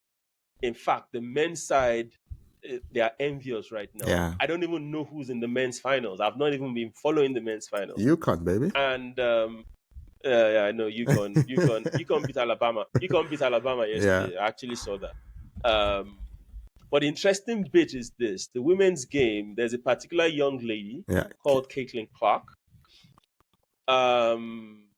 If you've not watched female football, basketball before, just imagine a female version of Steph Curry. Yeah. So she's not as tall as Steph. She's 6 foot, 6 feet, but she's from a woman's standpoint, a 6 foot guard is actually a big guard. Yeah. If you get what I mean. Yeah. A center in the women's league is 6'5", 6'7", If that. So if Caitlin, that, yeah. If that. So Caitlin is in her final year of college in Ohio. And if this girl can pull up from space, let me just put it that way. Dribble right, dribble left, pull up. Our 3 points, our jumper is W level. Yeah. It's NBA level. Yeah. This girl has the range of some NBA players. Yeah. Right? And she has really transformed the face. She's not yet in the WNBA. The draft, like Akin said, is on Monday. Yeah, if the 15th. Next week. Yeah. Next week, Monday, 15th. And everybody knows she's going number 1. She's going to join Aliyah Boston in Indiana Fever. Indiana Fever, yeah. She's just phenomenal. But unfortunately, she lost this evening to South Carolina, who has the Brazilian Cardoso. Yeah. What do I call her? Brazilian bombshell called Camila, I don't know about all that. Camila Cardoso. We're still fasting. Camila, for me, is the more, I can argue she's even more NBA ready, right? Maybe not than Caitlin, but she's as NBA ready as Caitlin is. WNBA. Yeah? She's 6, WNBA ready, WNBA. She's 6'7". It's crazy. She's tough. She can rebound. She can score around the rim. She can block shots. She's fantastic. So, Aki, why do I say all of this? The reason why I'm saying all of this is a long time ago, you and I had an argument that, the WNBA, they probably need to consider reducing their rim, the height of their rim, so people can dunk. But I think the past 2 weeks have shown you that it's not about the height of the rim. It's about what is being advertised, right? All of a sudden, Caitlin versus Reese became a national event. Okay. The game they played a week or 2 weeks ago was probably the most talked about thing in whole of American sports. It was. Yeah? It was. And in general, the whole NCAA women basketball match madness was something else. And if Caitlin translates this performance to the W, I think the W will get a massive number of fans that will then be interested in their game. What do you think? Okay, so you said a lot. Let's try and break it down. So first, let's start with the viewership. So we haven't seen the viewership numbers for the final because the final just happened. It just happened 3 hours ago. We'll find out tomorrow, right? But the game between LSU with Angel Reese and Iowa with Caitlin Clark was something like 12 million-ish, and it broke the record of viewership, and this is all US numbers. It broke the record for a women's women's game ever, right? But then they did even better in the Final Four, which was UConn against Iowa, which UConn was jobbed by a bad referee call, but we're not going to talk about that. Whoa. No, they were. They were. No. I just remembered that. That was a horrible. It was terrible. A terrible call. It was a terrible call. No way was that an offensive call. It wasn't. They called a moving screen when you never call that anymore. But anyway, so that's another. Aliyah Edwards is another one that will be drafted. It's a great center and all that. Yeah. That broke also more records. So that one. Wow. So let me make sure I'm reading it correctly. Friday night's matchup between Iowa and number 3 seed UConn. This is from NBC News. Was the most watched women's college basketball game ever, and broke ESPN's record as the most watched basketball game in the network's history, college or pro. That's men or women. with Wow. 14.2 million viewers and a peak of 17 million. But all of that is good. Let me tell you why it's not going to translate to the WNBA. The WNBA is a scam. And not the women, not the sport. I support the women. I support the sport. I've paid my own money to go watch them. I've supported them since they started in 1996. But the people who run it do not want it to be successful. There is no way they want it to be successful. Now, don't think I'm being bombastic. I mean every word I say. I'm choosing my words very carefully. Everyone is talking about Caitlin Clark. She's not the best player I've ever seen. Okay, and if she is, it's not by much. We've seen many great players. Shamika Holtzclaw. She might be the best shooter, though. It might be. We've seen 7. Yeah, she might be the best shooter. Yeah, we've seen 7 from UConn. Okay, what did the WNBA do with them? Not just that. We saw champions leave UConn and go into the NBA, WNBA at the same time. Not once, not twice, 3 times. You know what I mean? Where you see like an entire class of champions go straight from winning a championship into the WNBA. And the WNBA does nothing with it. Okay? We've seen people who quote unquote look good. Okay? WNBA does nothing with it. Right? We've seen people who are big, strong, doing things women are not supposed to do. Didn't matter. Right? They wasted. Again, I'm choosing my words very carefully. What's the name of the center for the Sparks? And now Chicago Sky. She's from Chicago. Candace Parker. Absolutely wasted. Yeah. Absolutely wasted. She had everything. What didn't she have? You know, she can shoot, she's big, she can dunk, she can do everything. Wasted. Right? So we've seen every kind of basketball player. And we've seen them in bunches. We've seen rivalries. You know, Parker came from Tennessee when Tennessee and UConn was still a thing. And then, I mean, there was the year Sue Bird came out, right? It was Sue Bird, it was Swing Cash, it was Tamika, I forget, she was a center. She went to the Lynx, the Minnesota Lynx. You know, there was like 4 of them that came out. Didn't mean anything. And then 2 years later, they're like, oh, let's do it again with Diana Taurasi, you know? And then a couple years later, Maya Moore. And then, you know, Brianna Stewart. One program, UConn.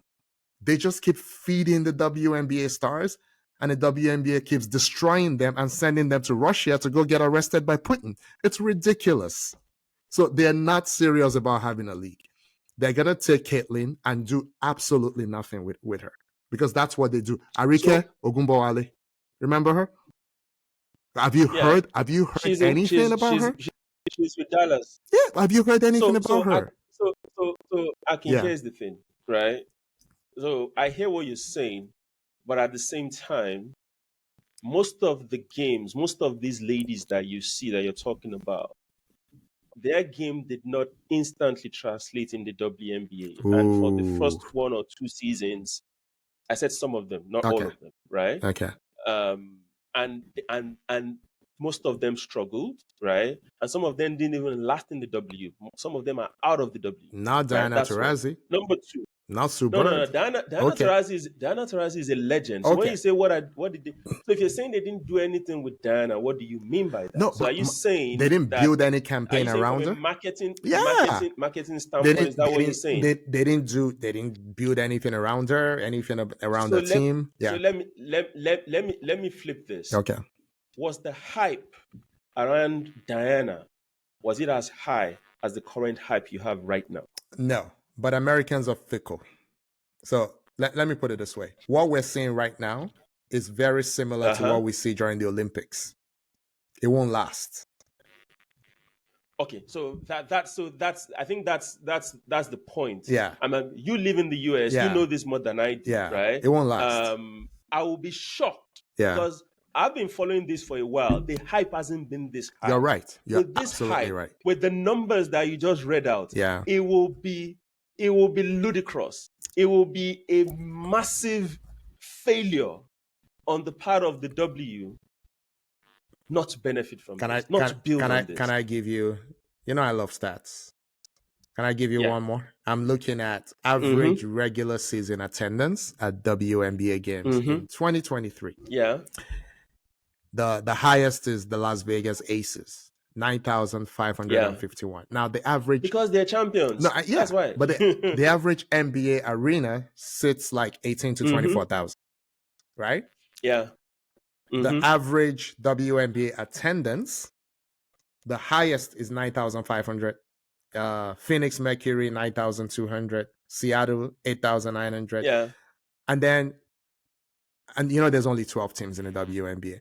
The Indiana Fever, Yes, I do. where Caitlin is going, they're 11th out of 12, 4,067. 4,000 Interesting. a game. So, Akin, Yeah. my point is very, very simple. Okay, tell me. Right? I hear you, Yeah. and I agree with you that the WNBA, they've dropped the ball significantly Yeah. in the past. No doubt about that. This level of hype that is currently going on, if it doesn't translate in the next 2-3 years to something significant for the W, Yeah. then heads should roll. I agree. Heads should roll. I agree. And I will be shocked if it doesn't. I'll be disappointed if it doesn't. Yeah. Because I don't think it has been this high before. Yes, you've had talented players that are even better than Caitlin, like you said. Yeah. Sue Bird, Torasi, even the Las Vegas Asia Aces Wilson. coach, what's her name? You know, Asia Wilson. Asia Wilson. Yeah. And even their coach, which was it, Becky. Becky Hammond. Yeah. Right? This we've had fantastic players in the W. Yeah. But you're right. The hype is not there. The marketing is not there. Nothing has been done. They kept on thinking, oh, it needs to be given to us, not that we need to earn it.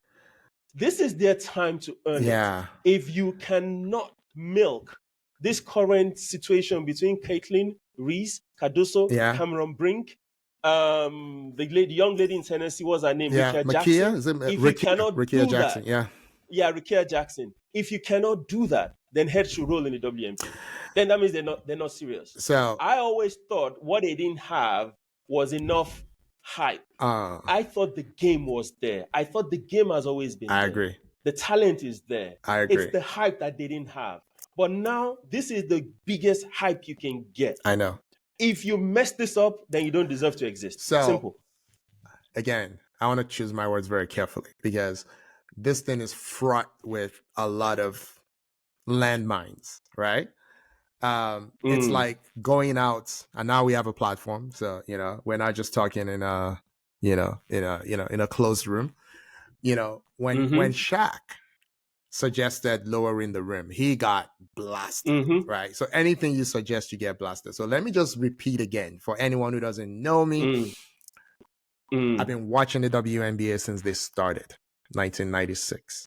I go to games. I brought my daughter to games. Okay. I love the game of basketball in general. Right now, I would probably rather watch a regular season WNBA game than a regular season NBA game, unless the Knicks are playing. The Knicks are my team.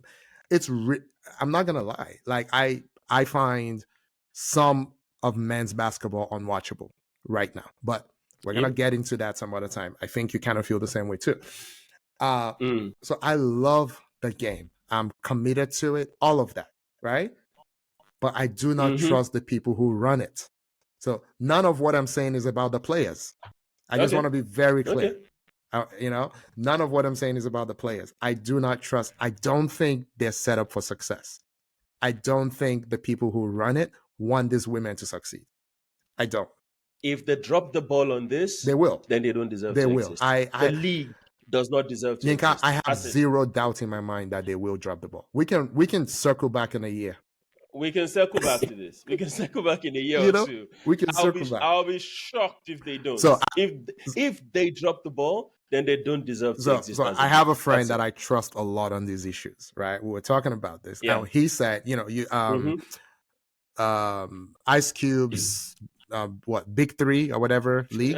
They offered Caitlin Clark $5 million to play $5 million. To play 9 or 10 games or whatever. And my friend was saying, why hasn't a rival league started to rival the WNBA. All 12 teams are pretty much owned by NBA owners. I'm not sure about the Connecticut Sun these days, but pretty much, let's say most of them. And then he compared it to the ABA and the NBA back in the day. Most of the innovations that we love about the NBA came from the ABA. The slam dunk, they had their funky balls. The All-Star game was an ABA thing. It wasn't an NBA thing. The NBA was just the state, thing, with a lot of anyway.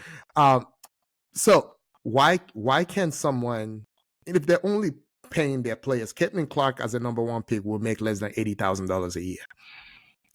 Yeah. And the maximum right now, I don't think hits $260K yet. I can double check, but I don't. And they only have 12 teams, and they've had a TV contract since day one. So if you've had a TV contract for what? Help me do the math. 1996 to now is what? 28 years? Mm-hmm. Because when I compare it to the MLS started in 1996. Right? You and I could have bought an MLS team when it started. Now you can't buy them for $300 million. But you know why that is? Why? Right? There is a massive group of people that once they hear anything that deals with female sports, they believe it's not good quality. I'm not even gonna turn it on. I'm not even gonna look at it. That's true. Yeah? That's true.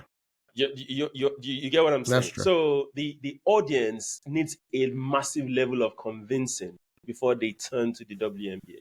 Yeah? Yeah. And I watched, I maybe not as far back as you. Yeah.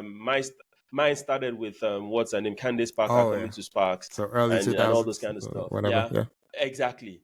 But I've had a WNBA subscription since then.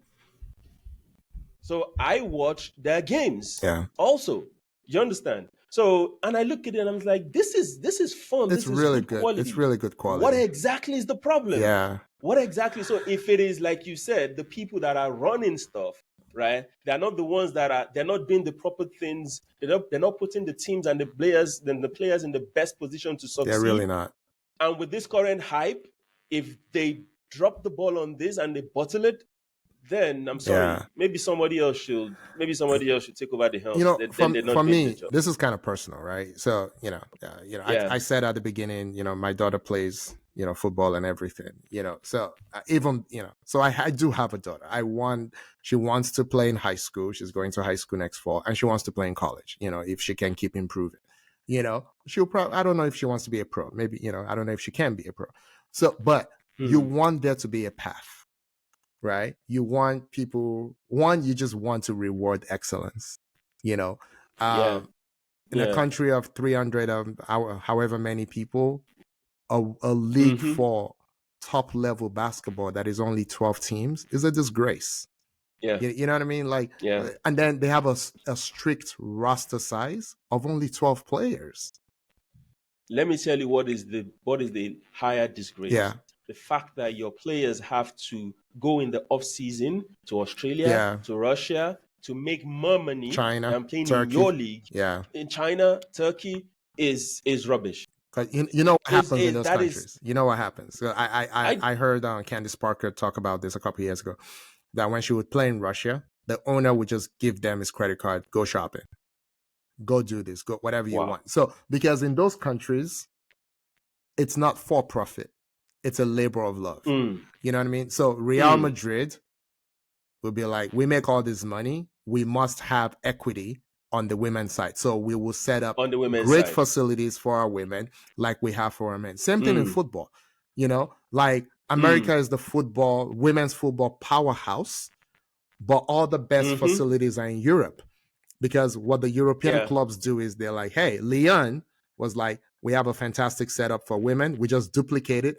For men, we just duplicate it. And now we have for women, and you saw it at the last Women's World Cup. I told you, I went to the 2019 one and I saw the improvement over 2023, and they increased the number of teams. Usually when you increase the number of teams, the quality goes down the first time. The quality drops. Yeah. This time it didn't, because even countries as conservative as Morocco were like, let's just take our men's program, duplicate it for the women. And because they had that structure, All they had to decide was, we now take women's sports seriously. And then boom, overnight, they had a women's structure because they just copied what they were doing for the men. You see what I mean? So this is not as hard as the WNBA is making it. You know, just be a little more creative. Actually care about these women. You know, like 12 teams, 12 players a team, that's 144. Do you think, from what you've seen in this NCAA tournament, that these women deserve not to have a place to go ply their trade? And it's such a thing that you look at the best players, they don't retire. You know, some of them have been playing for 20 years. So where are these new women going to go when there's only 144 spots? You know? And some people have been playing for 20 years. Wow. So I don't know, man. Interesting. I don't know. You have more faith than I do. I don't have a lot of faith in the WNBA administrators. Wow.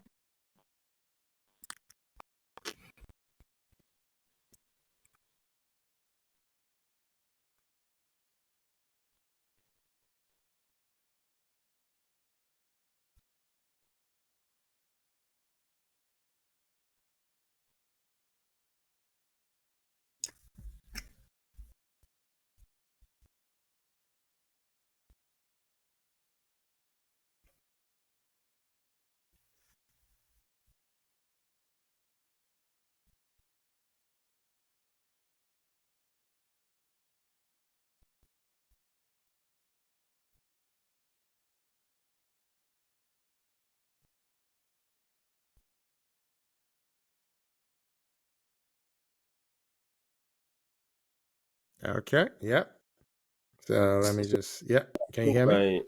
My internet. Yeah, I can. My internet just packed up a bit. No, it's fine. I have to switch devices. Yeah. So you've taken note of the time, right? I've taken. I've texted it. Yeah. So I'll just repeat what I was saying earlier. So the administration of the WNBA is the problem, right? Some women, you know, the best players, if, you know, health permitting, will play for 10, 15, you know, these days, 18 years, right? With the medical science we have. So where's the room for others to come in?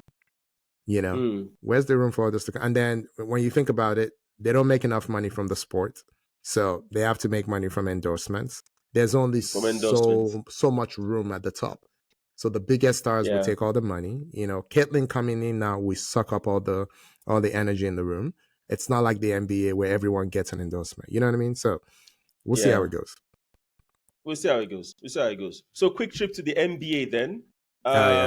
LeBron's son declared for the 2024 draft. Yeah. And he kept his eligibility to return to college, and he also, you know, registered on the transfer portal. So he's leaving USC. What's your take on this? I look at him and I'm like, this boy's not ready to play for the NBA. Yeah. So what's he doing? What do you think? Okay. So very sensitive situation. One, you're talking about a father-son dynamic. So very sensitive. You're a father. I'm a father. If you're in position to put your children somewhere, why wouldn't you? Kind of thing. You know, it would take a lot of discipline not to exercise that authority, right? So that's one. We don't know the inside information. We don't know if this was him thinking I'm good enough, or, you know, or LeBron saying go do it, or a mixture of the two. You know, we don't know. We don't know who's pushing. Does that really matter? I think it does, because I think it's crazy that he's doing it. So, I mean, you asked me what I think. So,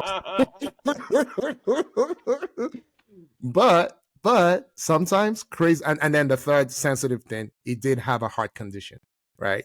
This season. Yeah. So that can lead you to do different things. Like, look, let me go start living my life now. And if I think my life is professional player, let me just get to it. Now, for some context, I'm not checking this, so, you know, you can, you know, you can fact check me. I think he used to play with Dwayne Wade's son, you know, who was a couple years older, Zaire. I think he used to play with Zaire.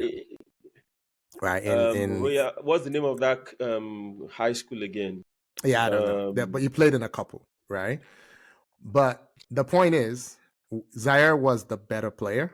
I mean, I think Zaire was mm-hmm, older at the time, so mm-hmm, maybe mm-hmm. that has nothing to do with skill. Maybe it was just age and size. But do you But know where's where Zaire now? Zaire? Do you know what'd you say? Where's Zaire now? G League? No, South Africa. Yeah, yeah, yeah. The ABL. Yeah, that's true. So That's true. that's kind of my point. I don't know if he's still there, but he did go there. Yeah, he said he last played for the Cape Town Tigers of the Basketball League Africa. But I don't know if he's Yeah. playing there now. No, the, You- the league is not on right now, so okay, it's probably yeah. But he played you, for them at the last season they played. He was there. you see where He I'm was going there. with this, though. He was the better Mm, prospect at a mm. certain time, right? But I thought Dwayne thought that was the better route for him, right? Going through the Okay. Wembeyama route, right? That why don't you go play competitive basketball? Look at Doncic. He looks more matured than anybody that spent All 4 years right. in college. Same I thing don't with think I express myself well. So let me just speak with my, how do we say it in Yoruba? I just speak with my whole mouth, right? yes. Okay. There's competitive basketball at Real Mm-hmm. Madrid. Luka Doncic. Yeah. Okay. Yeah. At Uh-huh. 17, he was playing against grown men with children and side chicks and wives. Okay. Yeah. And he was dominating and winning all kinds of stuff. Tony Parker, the same thing. Mm-hmm. Yes. I'm sorry, you're not making it to the NBA from South Africa. Let's just cut it. No, don't do that. Don't do that. Not in the next 5 years. You're not drafting anyone whose primary competition was the African League in no. They can be but African, but but they will be playing people in have been France. drafted out of Africa before. Young man, Yeah, don't do but that they were also. playing in France. Or they were Not playing in necessarily college and France. where were they playing? Who? Some people have. So did I, Pascal Siakam play any he college played something. anywhere? He played something. No, we can double check that. Yeah, Pascal I don't think it Siakam came was straight from drafted from Cameroon, bro. Africa, wasn't he? I don't think it came Okay, straight from let me. Cameroon. Okay, Embiid didn't come we straight can from double check Cameroon. that. Embiid Embiid, played at Kansas, so of that's what I'm course we know saying. He didn't Embiid come straight played from for Cameroon. Kansas. That's my point. Yeah. You know? No, So, I'm saying this is Pascal Siakam, not Embiid. Yinka, have you heard anyone Yes, sir. mention Dwayne Wade's son since the last No, time no, he no, no, played no, at no. high school? See, I get what you're saying. Don't get me wrong. I understand what you're saying, Okay. but I'm like, Thank you. there are a group of people these days that believe. For example, what's his name? Gilbert Arenas' son is Yeah. projected to be a very, very good player, Okay. right? And he said it on his podcast or so that maybe college is not the best route for his I kid. understand. Maybe the G League is. Yeah. Yeah. So I'm not saying what you're saying is wrong. I'm just Yeah. saying Yeah. maybe that's the thinking. And also, could it be that Bronny, the Bron Jr., Yeah. doesn't really want to play basketball, but just Mm. wants to satisfy his dad's let's play together thing? Yes, Could it's that be the possible. reason why he It's is possible. declaring? Because he had a, I don't want to say a terrible year, but he didn't play well at USC. No, He didn't even play that yeah. much at USC. He had his Do you heart understand? problem. That in mitigation. Yeah, he had his heart problem. But he came back and he played games, Yeah. and there was no restriction on him from a health standpoint, or from a health Yeah. standpoint. Are you Without aware of checking, that? I think he I'm not averaged aware six of that. points. I think like, we could check, but I think he So averaged 6 point something points again. he didn't blow up. Do No, you understand? He no, didn't no, play. It's not at the level of the other guys that we see. no. So could it just be bronze? I want to play with my kid, because even if he declares, LA can just say we drafted him. He declared he wasn't picked from 1 to 60. We give him a 10-day contract. Play with Bron next season, and maybe he goes back to college. Wow. Now he won't be able to go back to college. Once his So turn if he pro, plays in the NBA, he yeah. plays in the yeah. But I hear what you're saying. Let me just say, I haven't seen any coverage where anyone thought this was gonna turn out great. So he's not gonna be drafted. I think we can all agree. Yeah, he's not gonna get drafted. So if he knows he's not going to get drafted, why declare then? You can still pull back, right? You can not sign with an agent, right? So that's why he's following the dual track. So closer to the time when he's done a few workouts, when scouts are telling him, hopefully they're telling him the truth, he can withdraw. A lot of people do it. I mean, only 60 players get drafted, right? 30 teams, 2 rounds. I know. I think the best for him is to go back to college. Just wait it out. Yeah. Bron's life is not your life. Bron wants to play with his son so bad. I believe if he wants to, then he should stay for the next 4 years and still play in the NBA. Yeah. but stay in the NBA. But Yinka, as a dad, if your kid comes to you and says, I want to do this crazy thing, you will do everything in your power to help them get there. So you really think this is coming from Bronny? I think it's possible. Okay. I see the smirk on your face. Okay. I doubt it, but I'll let it pass. I think it's possible. I doubt it, but I'll let it pass. It's a thing of pride when your child comes to you and says, I want to do a difficult thing. Like my nature is I'm gonna help you do this really difficult things. Like I probably would not have had the courage to take the step. Go on, you go. So I've seen an interview with Bron and Savannah, Bron's wife, where they asked that in terms of Bronny, what's the situation? And the wife, Savannah, was like, I just want him to be happy. Bron was just, when they crossed over to Bron, it was like, I want him to play with me in the NBA. He said it. He said it categorically. He didn't even mince words. It was like, I want him to play with me. So it seems, and we might be wrong about this. Yeah. It seems this is the dad's wish. I've not heard from the young man. It might also be his wish. But given the whole situation, the fact that you know that you will most likely not be drafted. Yeah. Anybody that's going to draft you now is drafting you because of your dad. And I believe the only team that will probably put in a word is going to be the Lakers, right? Just to satisfy the dad. It just seems as if it's not really coming from the young man. I might be wrong, right? So, 2 things, right? 1, why should I care how I get a job? Personally, why should I care? So, you know what I do professionally, right? So, I'm what you call a general counsel, right? I'm on my 3rd general counsel job. I'm only on the first one I've ever really interviewed for. The first 2 were nepotism, meaning people I worked. Obviously, I busted my behind. I worked many long hours for many years, and I did a good job in the eyes of some people, right? And the first time they got a chance to run a company, they're like, we want that guy, and they called me, and I'm like, little old me, let's do it, right? So, and I did it, and then the next opportunity they pulled me in again, right? But I didn't interview for those jobs. That's the reality of it. Yeah. I mean, I met people, but I already had the job before I met them, So am I going to go cry about it and say, why did you give me the job? I took the job. You know what I'm saying? So this current one I have is the first time that I actually they found me on LinkedIn. They're like, do you want to interview? I'm like, sure, let's interview. I didn't know anyone in the company, right? So that's one thing. Another thing is, so when my daughter came to me and said she wanted to play in high school, I think both of us thought, okay, that means you have to raise your level. You have to switch clubs because the level you're playing at right now, we're just playing for fun. So now we have to go from fun to like not fun. I didn't think for once that she wasn't ready. I thought, how can we make sure she gets ready? So we moved up like couple levels in clubs.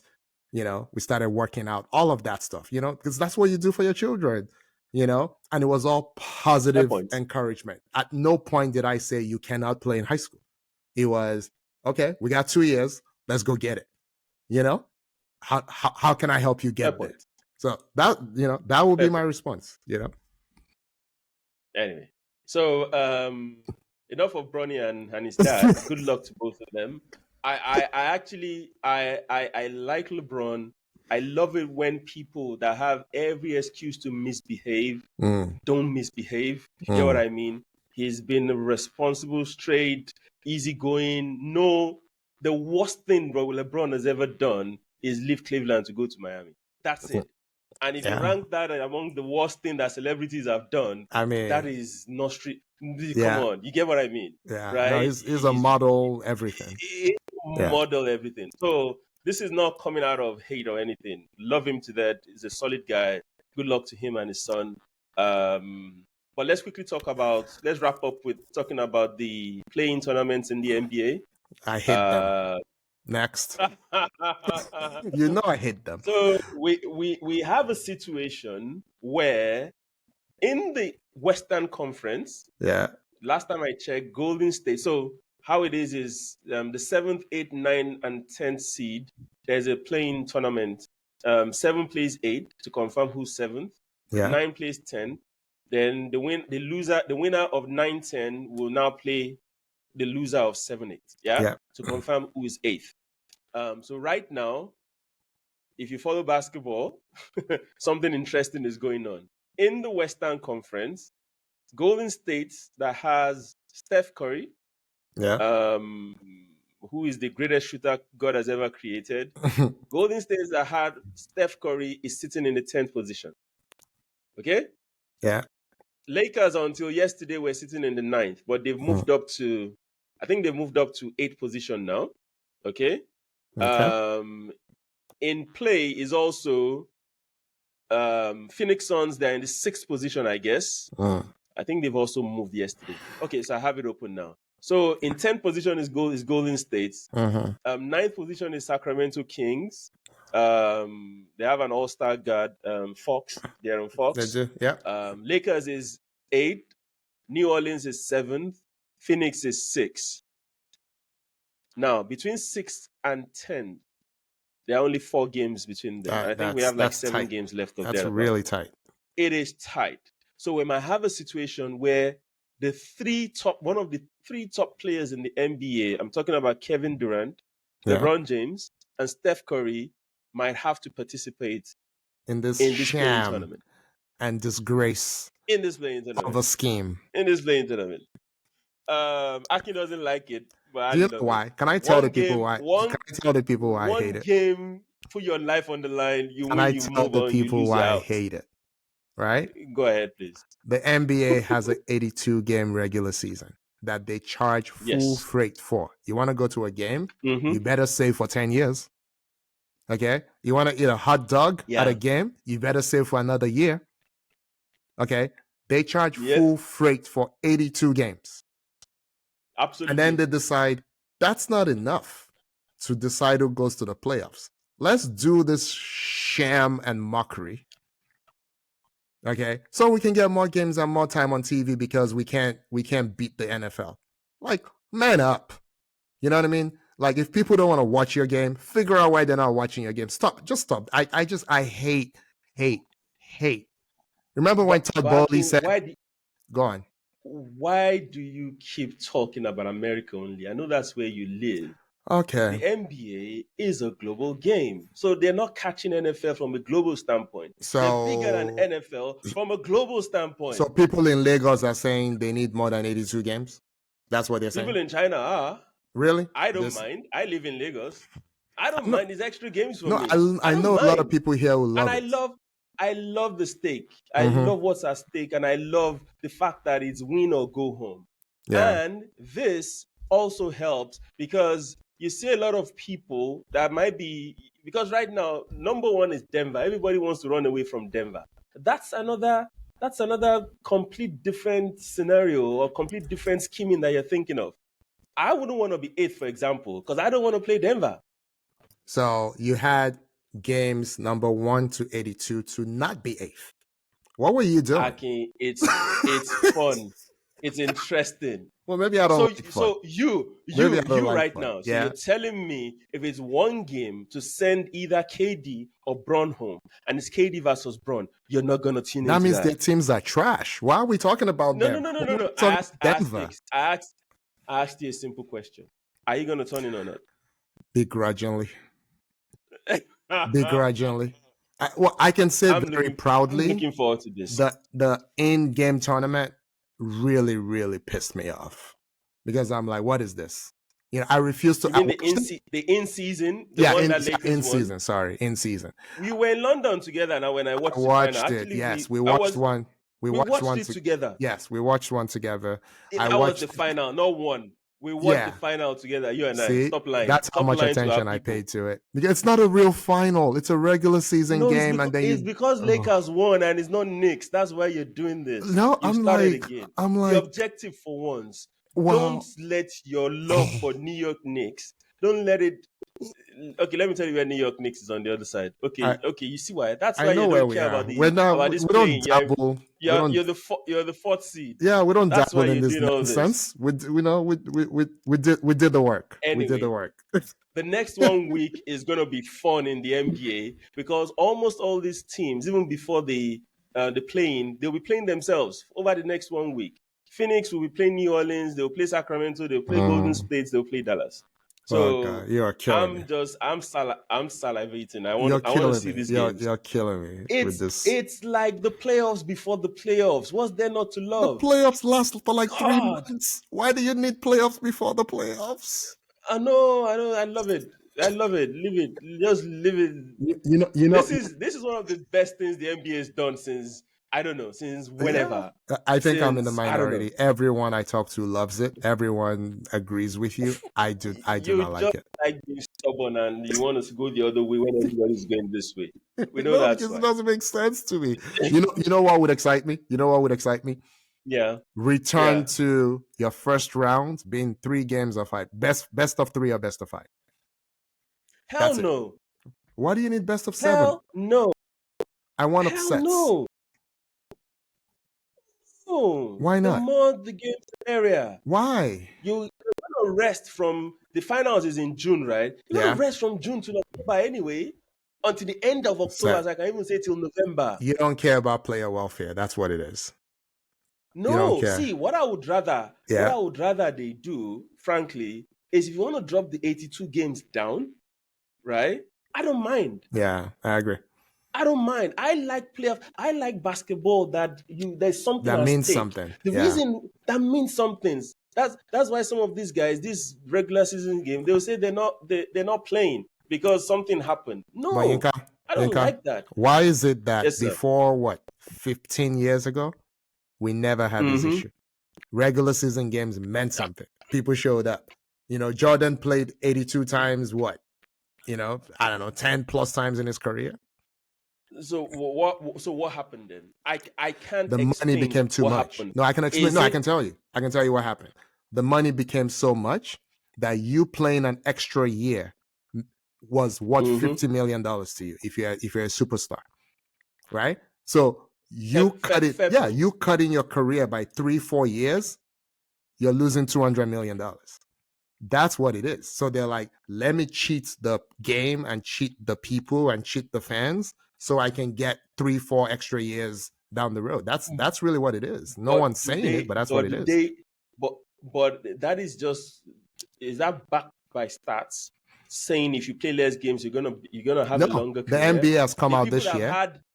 Exactly. Yeah, but that's what they're thinking. If you don't play more than 63 games, you're not going to be considered in any of the NBA awards, which determines the money that you will collect. But that's new. That's new. That's a new thing that just happened. So rest, Pop started it, right? With the Spurs, started resting. Yeah. Started resting Duncan and Ginobili and all those guys, right? That's and Kawhi. And then everyone was like, "Oh, they're doing it. Let us do it." And then the NBA was like, "We hate it." And then the NBA now came out this year and said, "We've done the research. We've talked to the doctors. It makes no difference." I don't believe them. I think I believe it makes no difference. I believe the players. I think the players. No. So, and I'll tell you why. The people that have played longest right? I'm talking about the Vince Carters, the LeBron James. Yeah. Were they resting? Were they sitting anything? No. No, they were No. not. They were playing. They kept a solid regimen. They took care of their bodies. They Yeah. ate well. You know, that's what they did. Yeah. Not skip games. I No, think no, people no, are no. just they're No, just lazy. that's a good. So Why? what And they this should is be doing, Yinka, is limiting their minutes, Yeah. but they won't because basketball does stats per minute.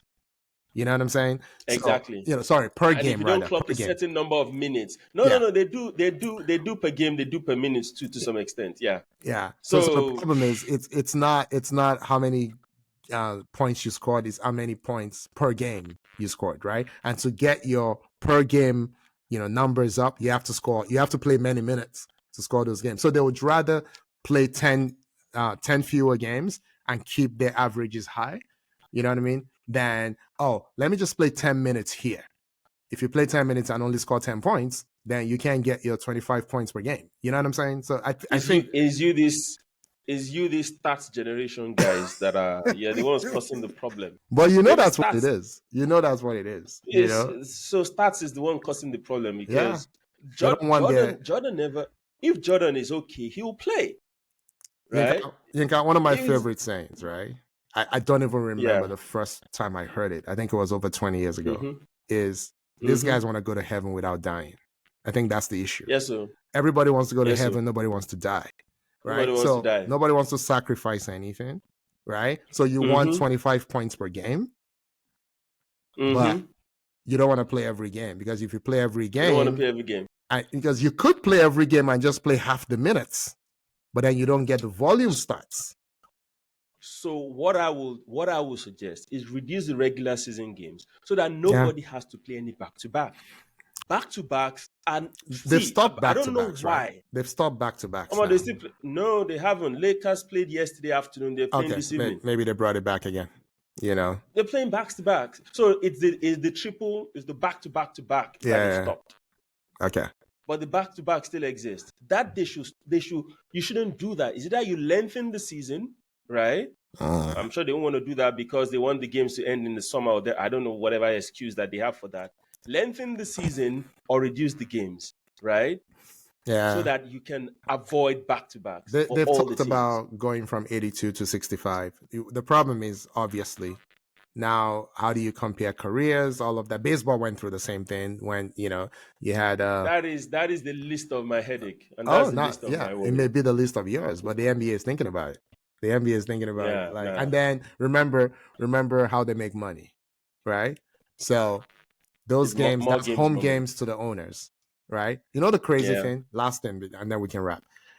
The players don't get paid real money for the playoffs in the NBA. So your salary is for regular season games. And then you get pretty much like a per diem distribution during the playoffs. It's like food money, which is ridiculous. So the NBA is just a very interesting league because they're making enough money from what they're earning for regular season already. I know, but then the owners pocket everything in the playoffs. They pocket everything because that doesn't even go into your collective bargaining agreement. It doesn't go into those numbers. You don't know how many games you're gonna play. Everything is it's gravy to you as the owner, because you pay your players like regular people, not like millionaires, and that's when everyone shows up. So your merchandise goes up, everything. So the playoffs are great, and then they sell this craziness to the fans. Oh, playoffs are the most important, blah blah blah blah blah. But the players make all their money in the regular season. Yeah. Interesting. Anyway, so guys, I think we're gonna put a stop here. Thanks for listening.